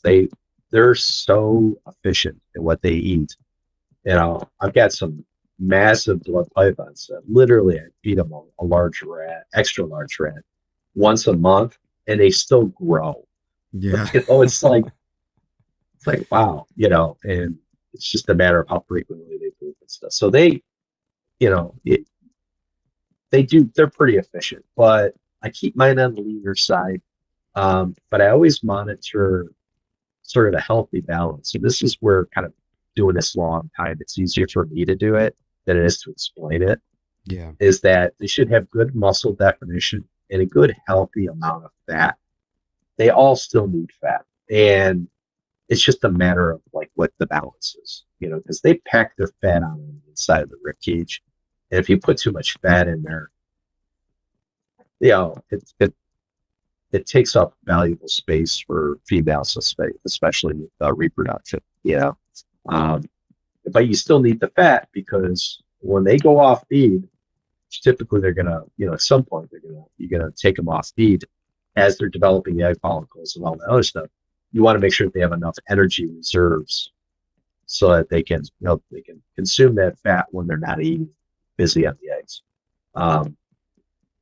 And if not, then, you might get bad clutches. You might get the potential for egg binding. And at a minimum, once they lay the eggs, how much energy reserves you're going to have afterwards, and you can't power feed them like you do other species of snakes. They as slow as they are to consume the fat in their bodies, they're also fairly slow in building the fat up. So you can stuff them like sausage, but it doesn't necessarily mean it's going to be a good outcome for them. Yeah. So, if, So feeding like a large rat, every 3 or 4 weeks, Mhm. is that sort of your staple go to maintenance diet for an adult animal? yeah, I would call it the baseline. I Yeah. kind of go from it and then I adjust from there. If I see an animal like, for whatever reason, they're not keeping the weight on like I want them to, um, then I'll give them extra meals. And, sometimes too, I'll even put them on a leaner diet. So less, especially when you get into extra large rats, a lot of them have a lot of fatty tissue to them. So yeah, I might throw quail into the mix, give them a larger quail, something that has a little bit more, less fat, more meat, Yeah. more muscle tissue and stuff. So that way it helps kind of bolster them a little bit more. Um, I know some keepers have had success with like the smaller rabbits. So as long as the rabbits themselves are muscular dense and not fatty dense, I think that would work as well. Okay. And what age is this starting at that you go to sort of that baseline? Is that at like 3 or 4? Oh man, I do it. I do it from the beginning. Um, So you're so I feeding know some people. every 3 to 4 weeks from the beginning? Oh, Yeah, okay. yeah, for the most part, yeah. But I I feed them. need to know this stuff because I got some blood pythons coming once Kara thaws out. I don't know when that's going to be. Well, yeah, we're both in that kind of same climate. But well, and there's nothing wrong with feeding them more frequently when they're young. They're less likely to get fat at a younger age. There's some qualifiers there, but I know some people feed them like they'll feed them smaller prey weekly, sometimes maybe every 2 weeks. I I feed them large prey because for me, I find that they operate either way with the same level of growth. But the reason, and this is kind of, I guess, my secret little trick, is that the reason I don't feed them as frequently and feed them larger prey, no matter what, they're down for 48 hours after you feed them. Sure. Okay. So when they're down 48 hours, I don't touch them. I don't mess with them. They're digesting. They feel blimpy. They're unhappy. They're like a pregnant woman. They just like, don't mess with me. I'm not, not comfortable. But after that, I can interact with them. And the key on this one is the less often I'm feeding them, the more often I'm interacting with them individually. That's not food associated. So this is an old technique I did with lots of different species, is that every time, everybody used to say, well, every time I open up the cage, the snake snaps at me. I said, well, that's a Pavlovian response. If every time you open up the cage, you feed them, they're going to be expecting food. Yeah. And short tails are normally hardwired for that anyways, because they're like, food, food, food. They're always looking for food. So what I want them is to get accustomed to the fact that every time I open up the cage, it's only in a rare situation, rare being 3 to 4 weeks, that they get food. So, they're getting water bowl changes. I always pull a high bag. Every time I give fresh water to the babies, I give them a high box in their rearing tubs. I always pull the high box up, look at them, make sure that they're okay. If they're in a position where I feel I can comfortably pick them up and check them out, even if it's just, I want them to get used to being picked up when food is not associated. Okay. Why? Well, I'm not the one keeping the animal. If it were up to me, I wouldn't touch them because I think my adults, I rarely pick them up and pull them out other than, clean cage and stuff like that. So, and yet they're really docile. It's like, man, your blood pythons are really mellow. People come visit me. I was like, well, it's because I don't mess with them. I said, they're happier, And I said, the most stressed snakes I have are the ones that I interact with all the time, because they're like, oh, he's pestering me again, And that's kind of what I do but with the babies, I want them to get used to being handled and interacted with, kind of desensitizing them to the handle. And that helps, and then at a certain point, they get to be like little teenagers, which is at about a year old. And then they kind of revert back to, everything's food. So you're always doing this balancing act with raising them up, and you're going to go through this. If you're getting well started, which I know you will be from Kara, some of them they're just naturally laid back, and you get one like that, you just want to continue to support that docile behavior. Don't violate the trust. Violating the trust is doing things stressful to them that they don't like. Either it's the way they're handling it, or gosh, did you drop them or something? Something where they remember the interaction as being either painful or stressful. So, because as soon as you do it, then you got to start all over building trust. And depending on the animal, that could be measured in weeks, months, years. All animals are different. And really, to be honest with you, I get bit just as much by baby short tails as I did by baby ball pythons. And back when I used to raise king snakes, still to this day, I get bit. I've been bitten more by king snakes than any other species of snake. I don't know why. And part of it is because we just always hungry. But messing around with other snakes also, especially with California king snakes. You stick your hand in and grab a California king snake after just servicing ball pythons, and you're like, "Oh, you taste good. You smell good." But with the short tails, it's I start out right from the very beginning when they're hatched, and I keep them in groups of 5 or 6. They shallow a little bit of water. So they get that, I always call it the puppy effect. How puppies are nippy more often than not when they're first born. They teach each other, like one puppy bites another puppy, it squeals. They're like, okay, I bit you too hard. With short tails, they obviously can't bark. So what happens is that they bite one, it's like a trigger effect. All of a sudden, they all start biting each other. So after a week or two of that, they stop doing it because they're like, I'm not going to bite you because I'm going to get bit back, So, and I've had clutches there, there's some clutches like the recent clutch this past year, I hatched out ivories. I'll tell you, I could do just about anything to them and get them straight, which is great for handling. It's kind of a little more challenging when you're trying to get them to feed. So there's this balancing act. I want the babies not to be nippy, but I want them to be not afraid to bite, right? I don't know if that's a proper reference, but that way they'll eat, because I want them to be successful. I want them to eat because they'll grow and they'll do well. But the flip side is I only want them to bite food. I don't want them to bite meat. And I think a lot of that comes into is that there are some moms that are so good to their babies from the very beginning.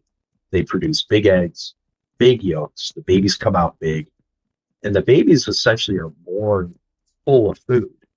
And those are the ones that tend, I usually wait about 3 weeks before I offer food for the first time. And I find in a lot of cases, those are the ones that are more laid back, more chill, less likely to strike looking for food, versus the ones that come out and the egg yolk has been completely gone inside the egg, and they're still, I don't know how else to call it, like hollow. So mom didn't give them enough nutrients, and it's not because mom wasn't healthy. No, I don't feel that that's a husbandry issue. I think it's often maybe a more of a genetic issue, and age of the mom, I would say too. The older moms, I find sometimes head start their babies better. They have more nutrients and stuff. But I don't breed them. I don't breed the females every year. I go every other year, sometimes every third year. Depends on how quickly they produce. And you get some moms that they'll produce a lot of eggs, and some of them produce smaller clutches but bigger eggs. And those are the ones ideally I always like to see.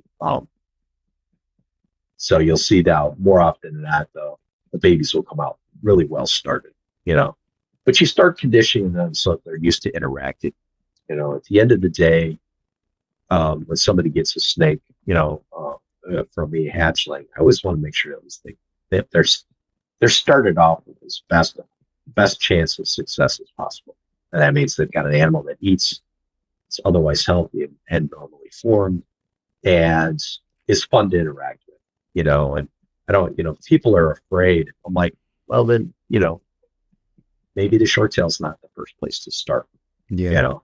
Um, you get people that they're just reactive. I've seen people hold the animals and they're literally shaking. I'm like, all right, not, you're probably not good for us. Yeah. um, Maybe a garter snake would be better. Oh, far from it. I've been, garter snakes are nasty. Yeah, but at least they're tiny, Oh yeah, but they musk. It's Yeah. But yeah, I think for the most part, I start them off like that and kind of get them used to being handled. So, but everybody kind of goes through it a little bit differently. I think if you got an animal that is well behaved and you're more confident of your snake handling, feeding them more frequently might work. And they'll grow well, and then the fun begins because you get to watch them go through those progresses, sheds, and especially if you're getting any red blood pythons from Cara, you get it in, even if it's less than a year old, you're going to see it go through dramatic color change, especially since their focus is on red snakes. What when do you put those babies together like that to do that little training technique? And is that common amongst short tail keepers? Do a lot of people do that? I know some people do. I'm not sure it's as well communicated. But it's a technique I've used over the years because I found it to be necessary for a couple reasons. One, I incubate on vermiculite. I love vermiculite. I love using it. But when they come out, they're full of albumin from the egg, and they're rolling in that coarse vermiculite. So they're slimy and they're also stuck with vermiculite. So, the first thing I do is I set them up in. They're all kept in 6-quart shoe boxes to begin with. When they're born, I'll put 5 or 6 of them in the same container, but with like a shallow level of water, for just a couple of days, just to get them rinsed off, and then I'll transfer them. A lot of times I might transfer them directly into one with a paper substrate, still keeping them together. They're still showing signs of being nippy. Let them work it out. But by the time they're about 2 weeks old, they're already being set up in individual tubs, high box, a small crock of water. And then in about 3 weeks, I'll offer them their first food. And I offer frozen thawed medium mice from the very beginning, just to see who will take it. And about half of them will take it. The other half, 2 days later, they'll get a live medium mouse. And then I do the same thing over and over, gradually reducing the number of live mice that I have to offer. And at some point, like this year, out of, I think I had 4 clutches this year, and out of this year's 4 clutches, I only had 2 snakes not take live. So everybody else pretty much switched over to frozen thawed very quickly. And I had a couple of like maybe 4 or 5 that were still feeding live by their 3rd month. And after that, they switched to frozen thawed. But I had 2 this year. No reason. I will not assist feed. I let nature take its course and keep trying. What I will do to help on them transition is, instead of keeping them on paper, is I'll move them to a combination of cocoa and sphagnum moss. And in those cases, a 6-quart shoebox is roughly about 4 inches deep, is that I'll fill that with about 2 inches, 2.5 inches. So they can burrow in and literally get up underneath the substrate. And then I'll put a live, and I'll alternate between like a live medium mouse to like a small, freshly born rat, pinky.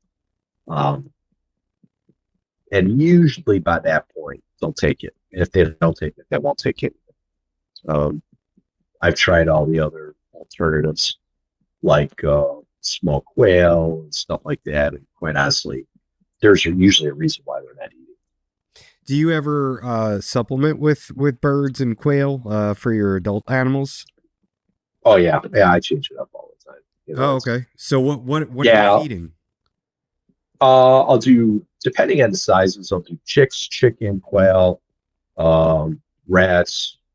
I don't get too crazy with the rodents like hamsters, gerbils, Yeah, stuff like yeah, that. People do off the African software. I'm like that.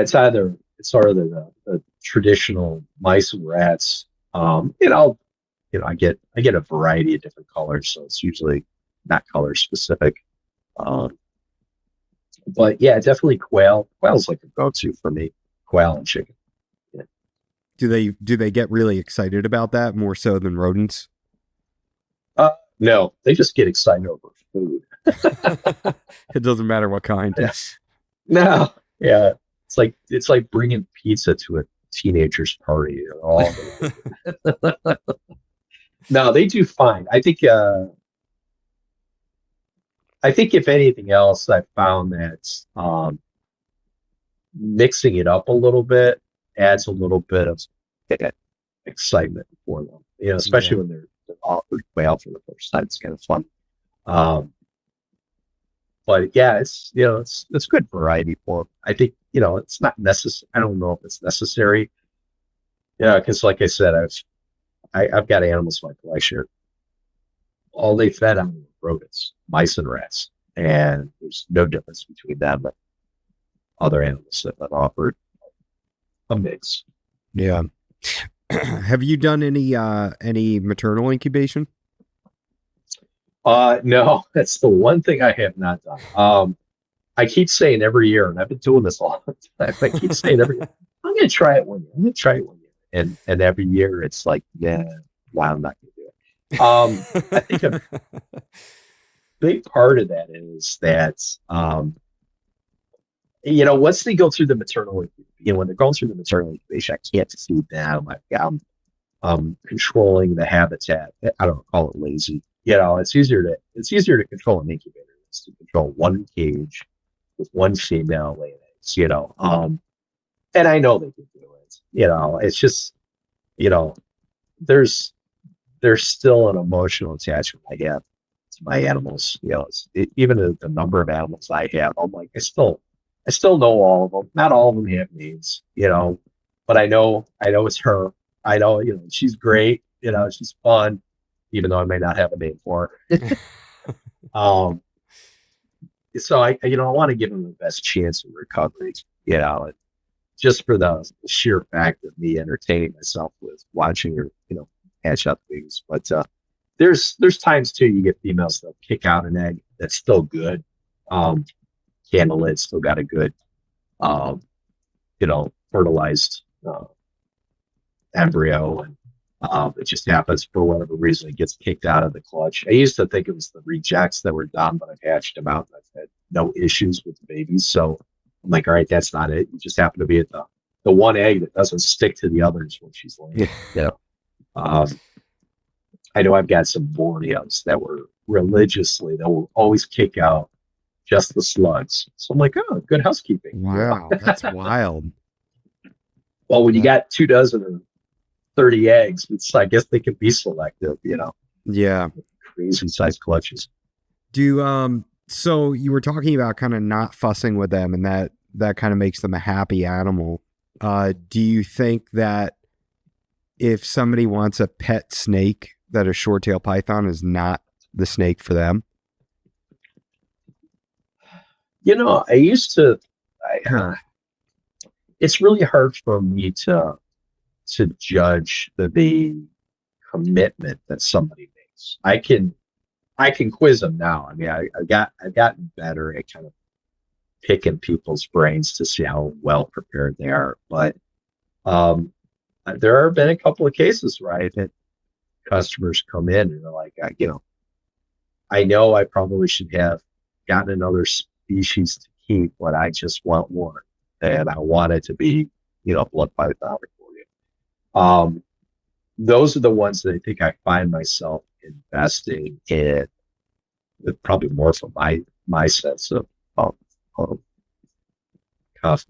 concern, but just to make sure that be sure you're ready for this, because this is a little bit different, and there's some people that just, they're natural. And in those cases, I find myself, I'm like, well, let me pick a baby for you rather than you picking one, it's one that's got a personality that I can tell is, some of them you can tell they got just a laid back personality from a clutch of laid back parents, Yeah. So there's, that in general, it's better that people have some experience working with short tails, but I'm going to argue it's probably the issue is with any snake species, there's always going to be some difficulties. I spent years and years trying to coach people on just keeping a ball python. And I've come to a realization, it's just some people are just not well suited for keeping snakes or reptiles or any pet for that matter. So, but informing people and kind of walking them through what they have to deal, what they should be preparing for, that's probably a better course of action. It's just to see, are you ready to take on this responsibility, and have you covered all the parameters of care or responsibility associated with it? I think in those cases, you get people that rise to the occasion and they succeed. And I've had a couple of them, and if they've got a mentor or somebody to coach them through the process, which I've done it directly, of course, but if they've got somebody who's actually there, like a parent or something, or even a family member, it works better that way. So it's not necessarily that the animals don't make good pets. It just depends on whether or not the level of care is going to be there and whether or not the husbandry is going to be spot on. It's the commitment and the sort of the knowledge, right? Did they learn? Did they identify what's needed? Did they invest properly in the right caging? So if they're the type of people that are not taking shortcuts and they're doing what they need to do, I think they can do it. I think it really, and I've seen it firsthand. So you just said caging. I'd like to ask you about that. What do you keep babies in when they're first born, and then what do you step them up to, and then when are they ready for an enclosure? Somebody like me that likes to keep in enclosures. When am I going to be ready to put my animals into like a 4x2x1 or 4x2x1.5, something like that? Generally, I do 4x2x2, but it seems like a bit of a waste of space doing it for the blood pythons, that they won't be using that vertical space quite so much. So I'm thinking something a little bit lower, So when do you, is it based off of the animal's personality and their level of comfort that you would move them up, or is it just like once they hit this age and they are this size, then they're ready? I would say it's always you always gauge it based on the animal. We as keepers often want to fit the round peg into the square hole. Yeah. And the issue here is that, let the animal dictate what it needs and pay attention to that. So listen to the snake, right?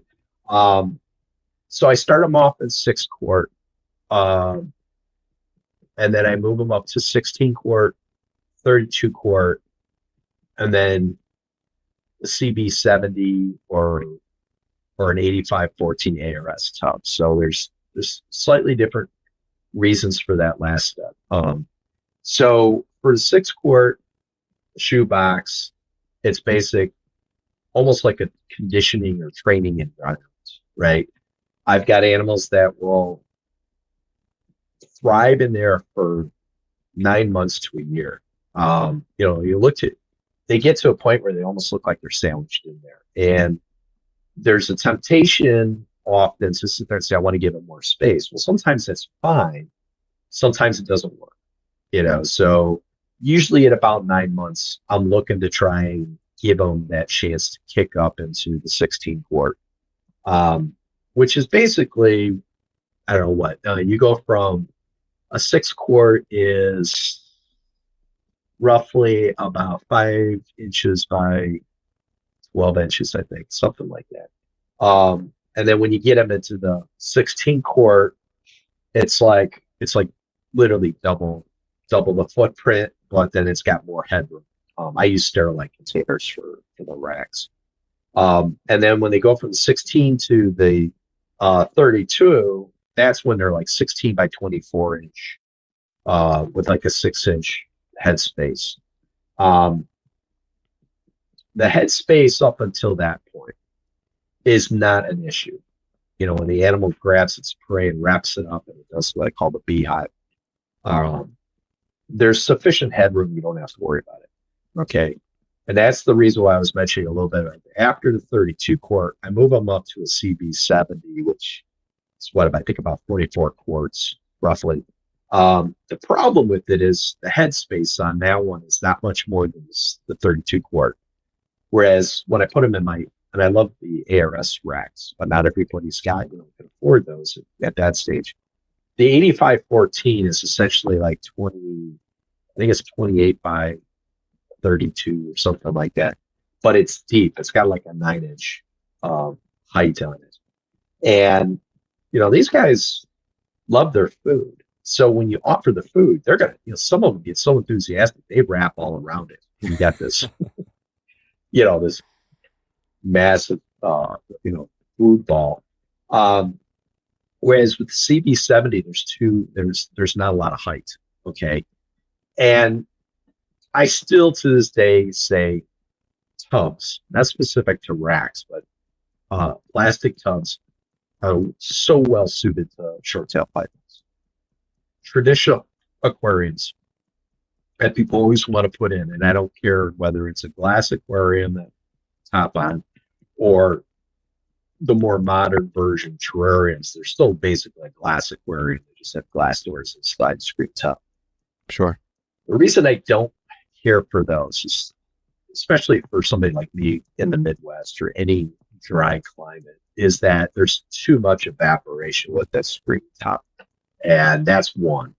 The second part of it is these are animals that they're ambush hunters. They're used to having their body somehow concealed. And that, when you got glass all around, it just exposes up to too much. And I feel like they don't thrive as much. I mean, there are some snakes that almost feel like are outgoing, if there is such a thing, and they don't care. But generally, short-tail pythons, they tend to be more, they're more introverted. I don't know, I'll say it that way. And they're shy. More so than ball pythons? Oh, yeah. Yeah, I think so. They're just reactions a little bit different. Ball pythons just get stressed and not eat. The short-tail pythons just could be pissed. It's like, you're stressing me out. I'm going to tell you. I'm going to show you I'm stressed. Ball pythons are like, no. Yeah. And there's personality differences for each snakes, but a very well, I would say, designed, if they're in a thought out enclosure. You can have a large enclosure, 4 foot, 6 foot, as long as there's a lot of, it's a habitat, right? Nature that they live in is not boxed in, right? It's open. Yeah. But they have to be able to find their comfortable hideouts within that space. The bigger the cage, usually where people fall short is they get these bigger cages, but they don't climate control them as well. Mm-hmm. So they tend to be drier. They tend to be cooler, probably, or too hot, depending, because I've seen people do both. So the key on that one is so they can see the background behind you. You got these, I love the side opening enclosures. You heavily decorate them with obstructions and things that minimize the amount of distraction in front of the enclosure, providing them, hide boxes or tubes or, cork hides and stuff like that. Things for them to seek out refuge, but more importantly, not only from a visual perspective, but from a physical perspective. They like, again, these are animals that we're finding are more fossorial. So they like to have the feel that they're in, like almost like a tunnel, right? I call it the sleeping bag. They like to feel the sides, right? So in tubs and rack systems, they tend to get that, right? They can wedge themselves, whether it's inside the hide box or sometimes you'll find them inside the water dish or up between the hide box wall and the outside enclosure wall. So they always like to feel like they've got some security and protection, because then they're only defending a small area. And I think if you start thinking about it from that perspective, then no matter what you do housing wise, as long as you can accommodate that sort of that surface tension for them to feel like they're in a, they're in a protected area, I think you can overcome that. So, I've had short tail, I've had blood pythons that were in 6-foot vision cages, for instance, 6 by 28 by 20 inches tall.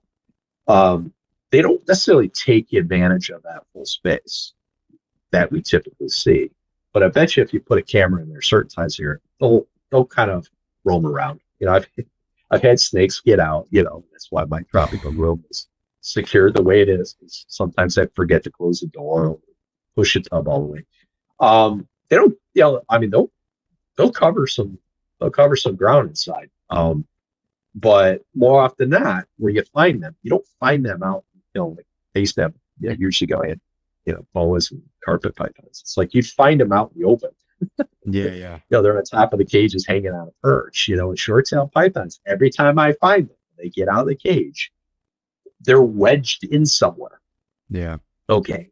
Because, once they're done patrolling, they want to wedge themselves. So, when people are looking at a cage, you say, well, I'm going to give it this big cage because it's constantly moving around. So it's constantly moving around, not because because they like it. It's because they're trying to find the place to hide. So you give them a big cage. These are animals that are not normally covering a lot of territory. They're looking for a place to set up ambush for their next meal. So this is where our perceptions are not necessarily always well aligned with the reality of what the animal's needs are. So, there's different ways of looking at it.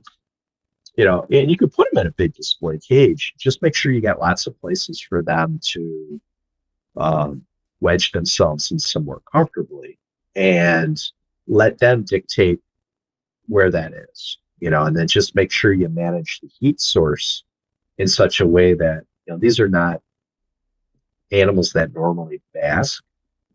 They're used to sort of a more generalized ambient temperature range.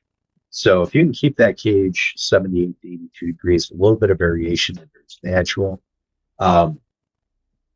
They don't necessarily need a specific heat spot. And that's where I think in the early days, we used to make mistakes. Everybody's like, well, I need to heat it. So we're going to slap that heat pad underneath the cage. You could put it on the side. You could put a radiant heat panel on the top. Yeah. And in fact, I found over time, especially if your husbandry is off, if the cage ambient temperature range is dramatically off, like there's a cold side and there's a warm side. If you give them a heat spot and if they feel the need to bask, they'll sit on there until they burn themselves. Especially if it's in a place where they feel comfortable. Again, the hide box, right? And inevitably everybody puts the hide box, on top of the heat source. So my preferred conditions are give them an ambient temperature that is in the range that's comfortable to them. And in my case, I have a whole room I could do that. My tropical reptile room where I keep my short tails, it ranges from 78 degrees to about 81 degrees year round. Okay. And the variation is more in the height within the room, even though I have good circulation. So many of my cages have, like the larger cages, I'll provide a warming basking spot. That's only a couple degrees above the ambient temperature. So if it's 80 degrees inside, it'll probably get up to about 85, 86. but And I was my animals don't the only rare time I actually see an animal basking is like a female developing follicles or get ready, sitting with eggs. so what I'm kind of thinking when setting up these enclosures is going, for the long term, once they're adults, going with the 4x2x1, maybe 4x2 by 1.5, and then I would doing go a 1.5. 1.5. Yeah, the reason why I mentioned this is I had, there was a time I had the shorter animal plastics terrestrial cages, sliding glass doors, under 10 heater, all shot. Is that when you go to feed them, because they're reaching out and grabbing this food, um, a lot of times it was harder to navigate that short space. Mm. With the tub, I can open it up and I can pull the animal out. Um, and so it's more of a benefit for you, even though they may not necessarily see the benefit of the headspace on there, but it also gives you more air headroom inside the cage, Yeah. uh, to maintain. So it's a larger environment. It's a little bit more accommodating from a husbandry perspective when you're trying to pull the animal out. And it's also, it gives you a little bit more flexibility as far as having clean air inside that room, in that closure. So it's Okay. just from my experience, it was always beneficial to have a little bit more headroom. And I'm thinking about doing radiant heat panels to try to kind of warm the entire enclosure, instead Yeah, of. if you can't warm the, yeah, because what's the average room temperature? 70, 72 maybe. Usually, so our thermostat, it's all automated in the house. So the main part of the house where they're going to be, it's going to go up to 78 during the day, and it'll peak at that. And Okay. then at night though, it goes down to about 70. So Yeah, you're gonna that's want to have. yeah. So that's sort of a year round thing here. Being in Florida, we don't really get too cold. Now, if I end up with a snake building, that'll be a whole different story, where I can keep it at an It's warm the ambient. building. Yeah. Yeah. Yeah. Yeah, I think the concerns that you got to make, one, obviously you want to provide that ambient room, the ambient temperature is 75 on the low end, but really ideally more towards 78, with no higher than 82. Yeah. But keep in mind that if you're providing that type of a condition with large water, reservoir inside the cage for, drinking water and stuff, um, the cooler temperatures on the outside, you will get condensation buildup. And you may not get that because you're down in Florida, because you already have higher humidity. But up here, it could be 15% relative humidity, bone dry. That And never you're trying to happens here. maintain, yeah, you're trying to maintain 50 to 60%, inside a cage. What'll end up happening is the difference. This is just, thermodynamics and stuff. Yeah, is you're Sure. going to get condensation on the walls between the, the cage and the outside. And that's where you run into problems, right? Condensation, stagnant water, and depending on the airflow, stagnant air, you'll end up getting mold growth. And that's Yeah. it's just the battle.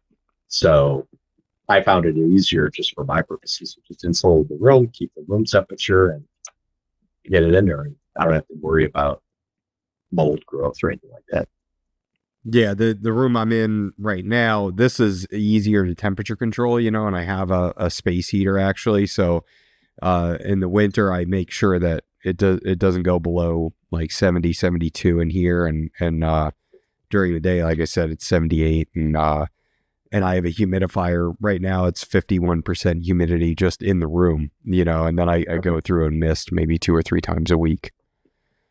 Okay. But they're going to be out in another area unless something changes, so they're going to be kind of out where more of my Australian species are going to be kept, which is going to be a little bit cooler.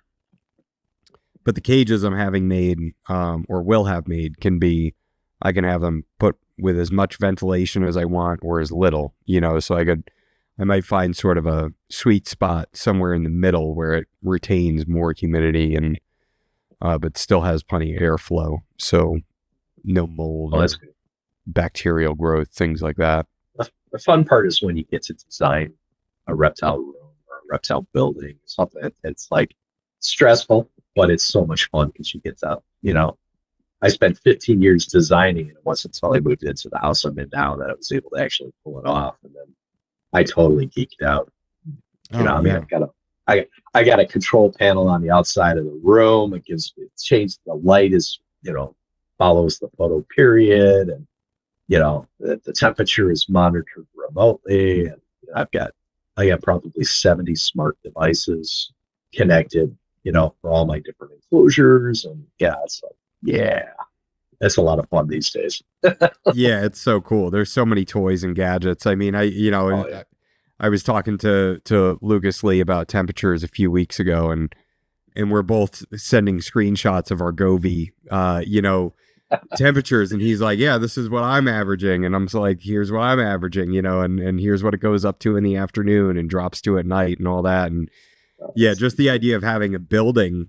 Initially, I was thinking it would just be one building with all these animals, but I'm thinking that it might be more advantageous to have two separate rooms instead of, Zoned. yeah, have Yeah. tropical and then have more of the Australian species that are gonna need to be cooled. So they're gonna need temperature drops during the winter and things like that. Whereas, Well, you're talking like diamond pythons and stuff like that, right? well, my diamonds I'm gonna keep outside. Oh, okay. So you got the whole natural. Yeah. Yeah, Yeah. yeah. But so I don't know. There's so much to think about, and honestly, that's so far down the road before I have the money to throw at And a building. so what I would suggest is you build in versatility and flexibility. And, I have 3 zoned areas where I keep my collection of reptiles. I have a room that's specifically for all the smaller tropical geckos and stuff. And then I've got my tropical room where it's principally all my snakes. And then I have a larger area that's just a unheated but naturally moderated temperature. It's like around 70. That's where I keep my tortoises and some of the other more temperate species. So yeah, I had too much space, so I got a little carried away. I mean, I've got one enclosure that's 6 foot by 18 feet. Whoa! What? So I have an indoor habitat for a sulcata. It's like a zoo. It's like a zoo. It's 18 feet on the long side. It's 16 feet of glass doors. Wow! So You got to I send can me just some sit out pictures there. of that. Is that on your Yeah, social media or anything, or do you keep that I don't know stuff if I've kind of? got the finished. I don't know if I've got the finished one up. It's kind of one of those one that's like I built it and then like the finishing part of it I got hung up on because I wanted the whole back of it.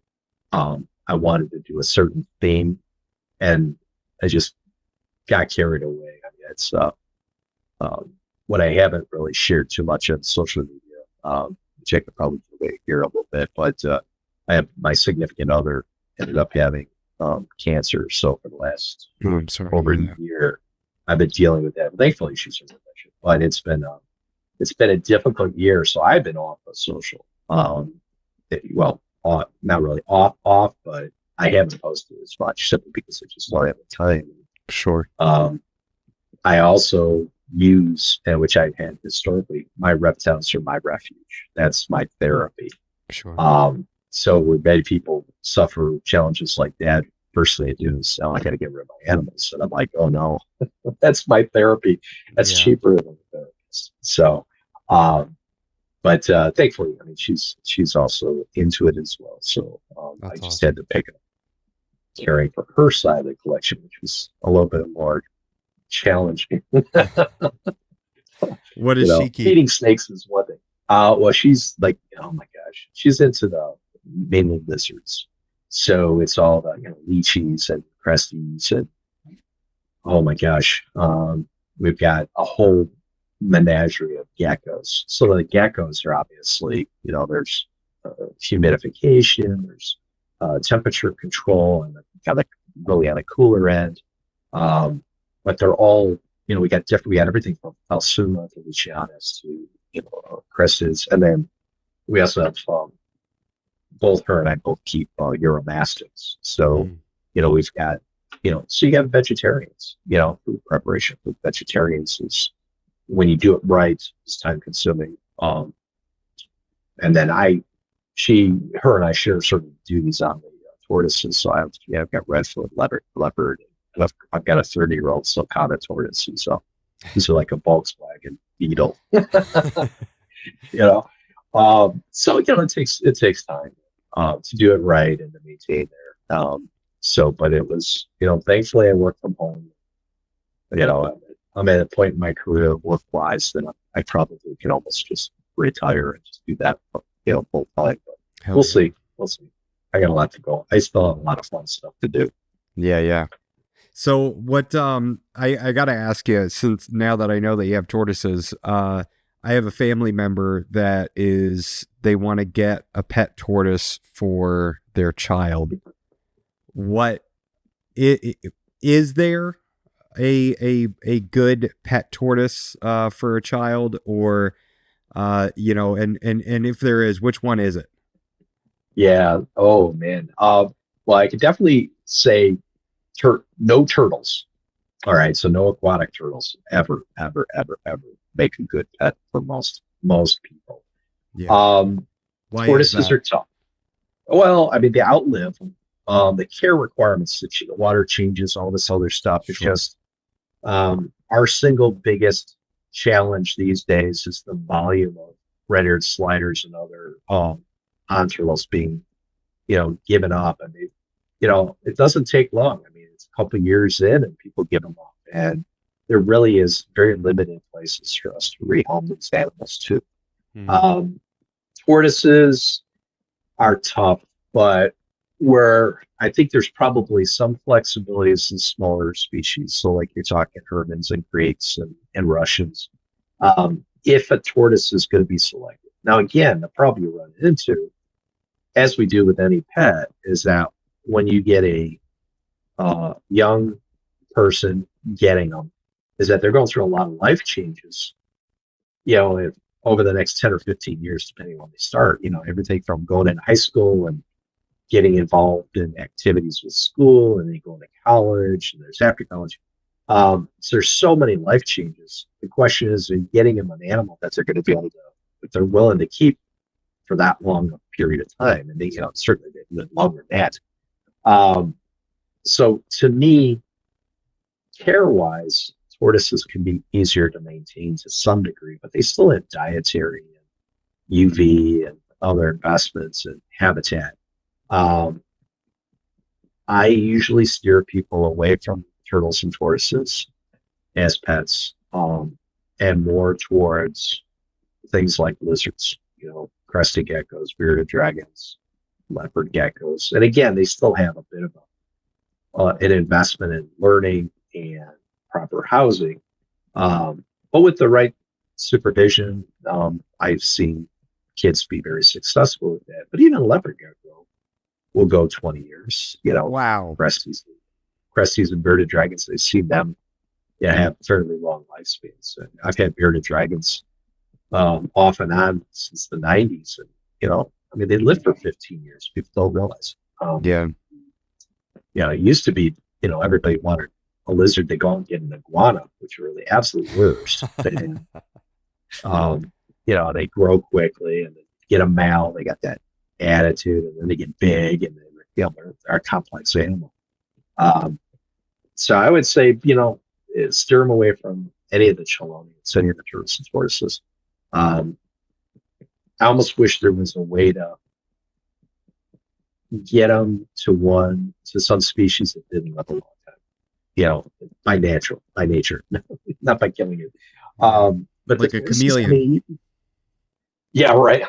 Yeah, that's another species that's gosh awful. Yeah, it's tough. I mean, and then again, is it an animal that they want to handle? That's another challenge. I tell them if they really want to get a fix, go. Are they in Florida? No. Oh, okay, darn. I was going to say, just send them over to Tech Parks and Guam. Yeah. Let them have fun over there. I know. He's only 40 minutes from my house. We got to go by there. Yeah, get it out of your system. Just go there. You literally can experience every species of turtle, tortoise, and iguana. So I know. I'd almost rather just get it, breed, get one of my baby rabbits, a meat rabbit, and send them that, and say, here's this is more of a pet, rats, you know. yeah, rats are like that. I mean, my daughter grew up. I gave her a platinum hooded rat. She raised it up and Yeah. called him Merlin and I'm trained and everything else. So, and even that after I think a couple of years, she came to me and she's like, "All right, you could go feed him to something." I'm like, "I'm not going to What? do that." Well, you know, it's kind of a joke because I'm doing rescue as well as the snake guy. Dealing Yeah. with all the, you know, rehoming crocodilians and monitor lizards and stuff. And I reached Oh my out to the gosh. Chicago Greater Rat Club, and I'm like, I got a rat that I need to rehome. He's trained. He's like 2.5 years old. I'm like, okay, and I'm giving him my name, and they're like, hey, aren't you like the Reptile guy? It's like, yeah, but he's got a name. He's a pet, so he's didn't pet anything. So. It's like, oh man, it was cold. That's funny. It's funny that your daughter was willing to feed the poor guy off. Hey, once it, in my book, once it has a name, that's why you never, name anything on the farm, right? Because once it's Yeah. got a name, it's no longer food. But yeah, that was pretty brutal. Yeah. Yeah. Oh, I remember I had a rat Yeah, when I was a kid, and once it was time for me to move out, it just stayed with my parents. I was like, yeah, I don't want this anymore. yeah. Well, and rabbits tend to be fairly short-lived. So, but Thing lived to be like you can, 9 or 10 years old, something ridiculous. well, yeah, versus 25, 30, 40 years. Yeah. Yeah, that's true. Yeah. That is I mean, true. I've had my sulcata for 30 years and still young. Yeah. He's just a kid. It's like 100 pounds, and on top of it, he's a Sudanese, so he's going to gotta keep growing. Wow. Stuff. That's wild. Yeah. So do you have a separate building, or is that down in your basement? Where Yeah, I've got him in my basement area. So I for the longest time I looked into when we were looking at housing options and such about having a separate building. And at the end of the day, it came down to the same issue is that it's on my stuff. So I'm like, I don't want them in a separate building because they're outside of my periphery of control. I mean, it's bad enough I put them out, outside during the summer months, to graze and live out there. But, I got cameras, I got surveillance, all that stuff to keep an eye on everything. Yeah, it's just fearful that, if they're out of sight, out of mind type of deal. So I see mine every morning. I'm going down there interacting with it, make sure things going good. I've designed my environments for the animals to be not only safe for them, but safe for, myself. So, everything is, Chicago and Illinois is different when it comes, talk about code for electrical and stuff like that. So yeah, I got lots of safety designs into the enclosures to make sure that we minimize as much as possible things like electrical hazards and fire risks and such. I don't take shortcuts. It's not worth it. Yeah. So yeah, that's where I'm kind of glad a little bit that we're moving away from the incandescent bulbs. So I mean, you still need heat sources, but radiant heat is a lot safer. LED lights, and still looking for a UV alternative for larger animals on an LED size, which right now there doesn't exist. But again, I put mine outdoors during the good weather, so I'm not worried about UV. Even I've got an iguana for a number of years. It's a beast, and we have an outdoor habitat for him. So he gets healthy, bone developing UV. Nice. That's awesome. How long can he stay outside during the summer? I've taken lessons from all the iguana sightings down in Florida. I realized they can handle much cooler temperatures than I originally expected. So I've actually had them out there from mid-May all the way out till like mid to end September. Oh wow. Yeah, I've had temperatures drop into like the 40s and 50s. Um, I've provided them a little bit of supplemental food uh, for them at times, but as long as the daytime temperatures and sun is out there, he seemed to be do pretty well. And this was an animal we took in who had severe metabolic bone disorder, multiple bone fractures that had to be treated. Then he grew to be this beast of an iguana. It's originally got him supposedly a morph, like he's supposed to be a blue xanthic, but it's hard to tell. Hmm. But he's a beast. I would say he's probably got to be pushing 15, 18 pounds. Jeez Louise. Yeah. Man. All right. Well, we made it happen. Wow. Finally. Yeah. I mean, for anybody that's listening, we set this up and what did we record? Like 30 minutes? And yeah, I think so. And my internet connection went to trash and we had to reschedule. I felt horrible about it. Thankfully, you're one of the best people in the hobby, and we were able to reschedule and make it happen. And I appreciate you coming on to talk about short tails. People seem to really eat up the short tail content. The people that are into them are they love them. And it seems like the people that are curious about them, they have a longing for knowledge, and hearing more things about them. And it's funny that we're both wearing the exact same shirt from US Ark. Well, that's not difficult for me, guys. I think half my wardrobe is US Ark. So. Oh yeah, me too. I mean, literally everything I wear on the podcast is except I have one or I have a couple Fulvius apparel shirts and a Morelia one. I need to get a blood python one from them too. But there you go. Yeah. All right. Well, thank you so much, sir. It was great talking to you. It was awesome. It was fun. Thanks. Hopefully everybody enjoys it as well.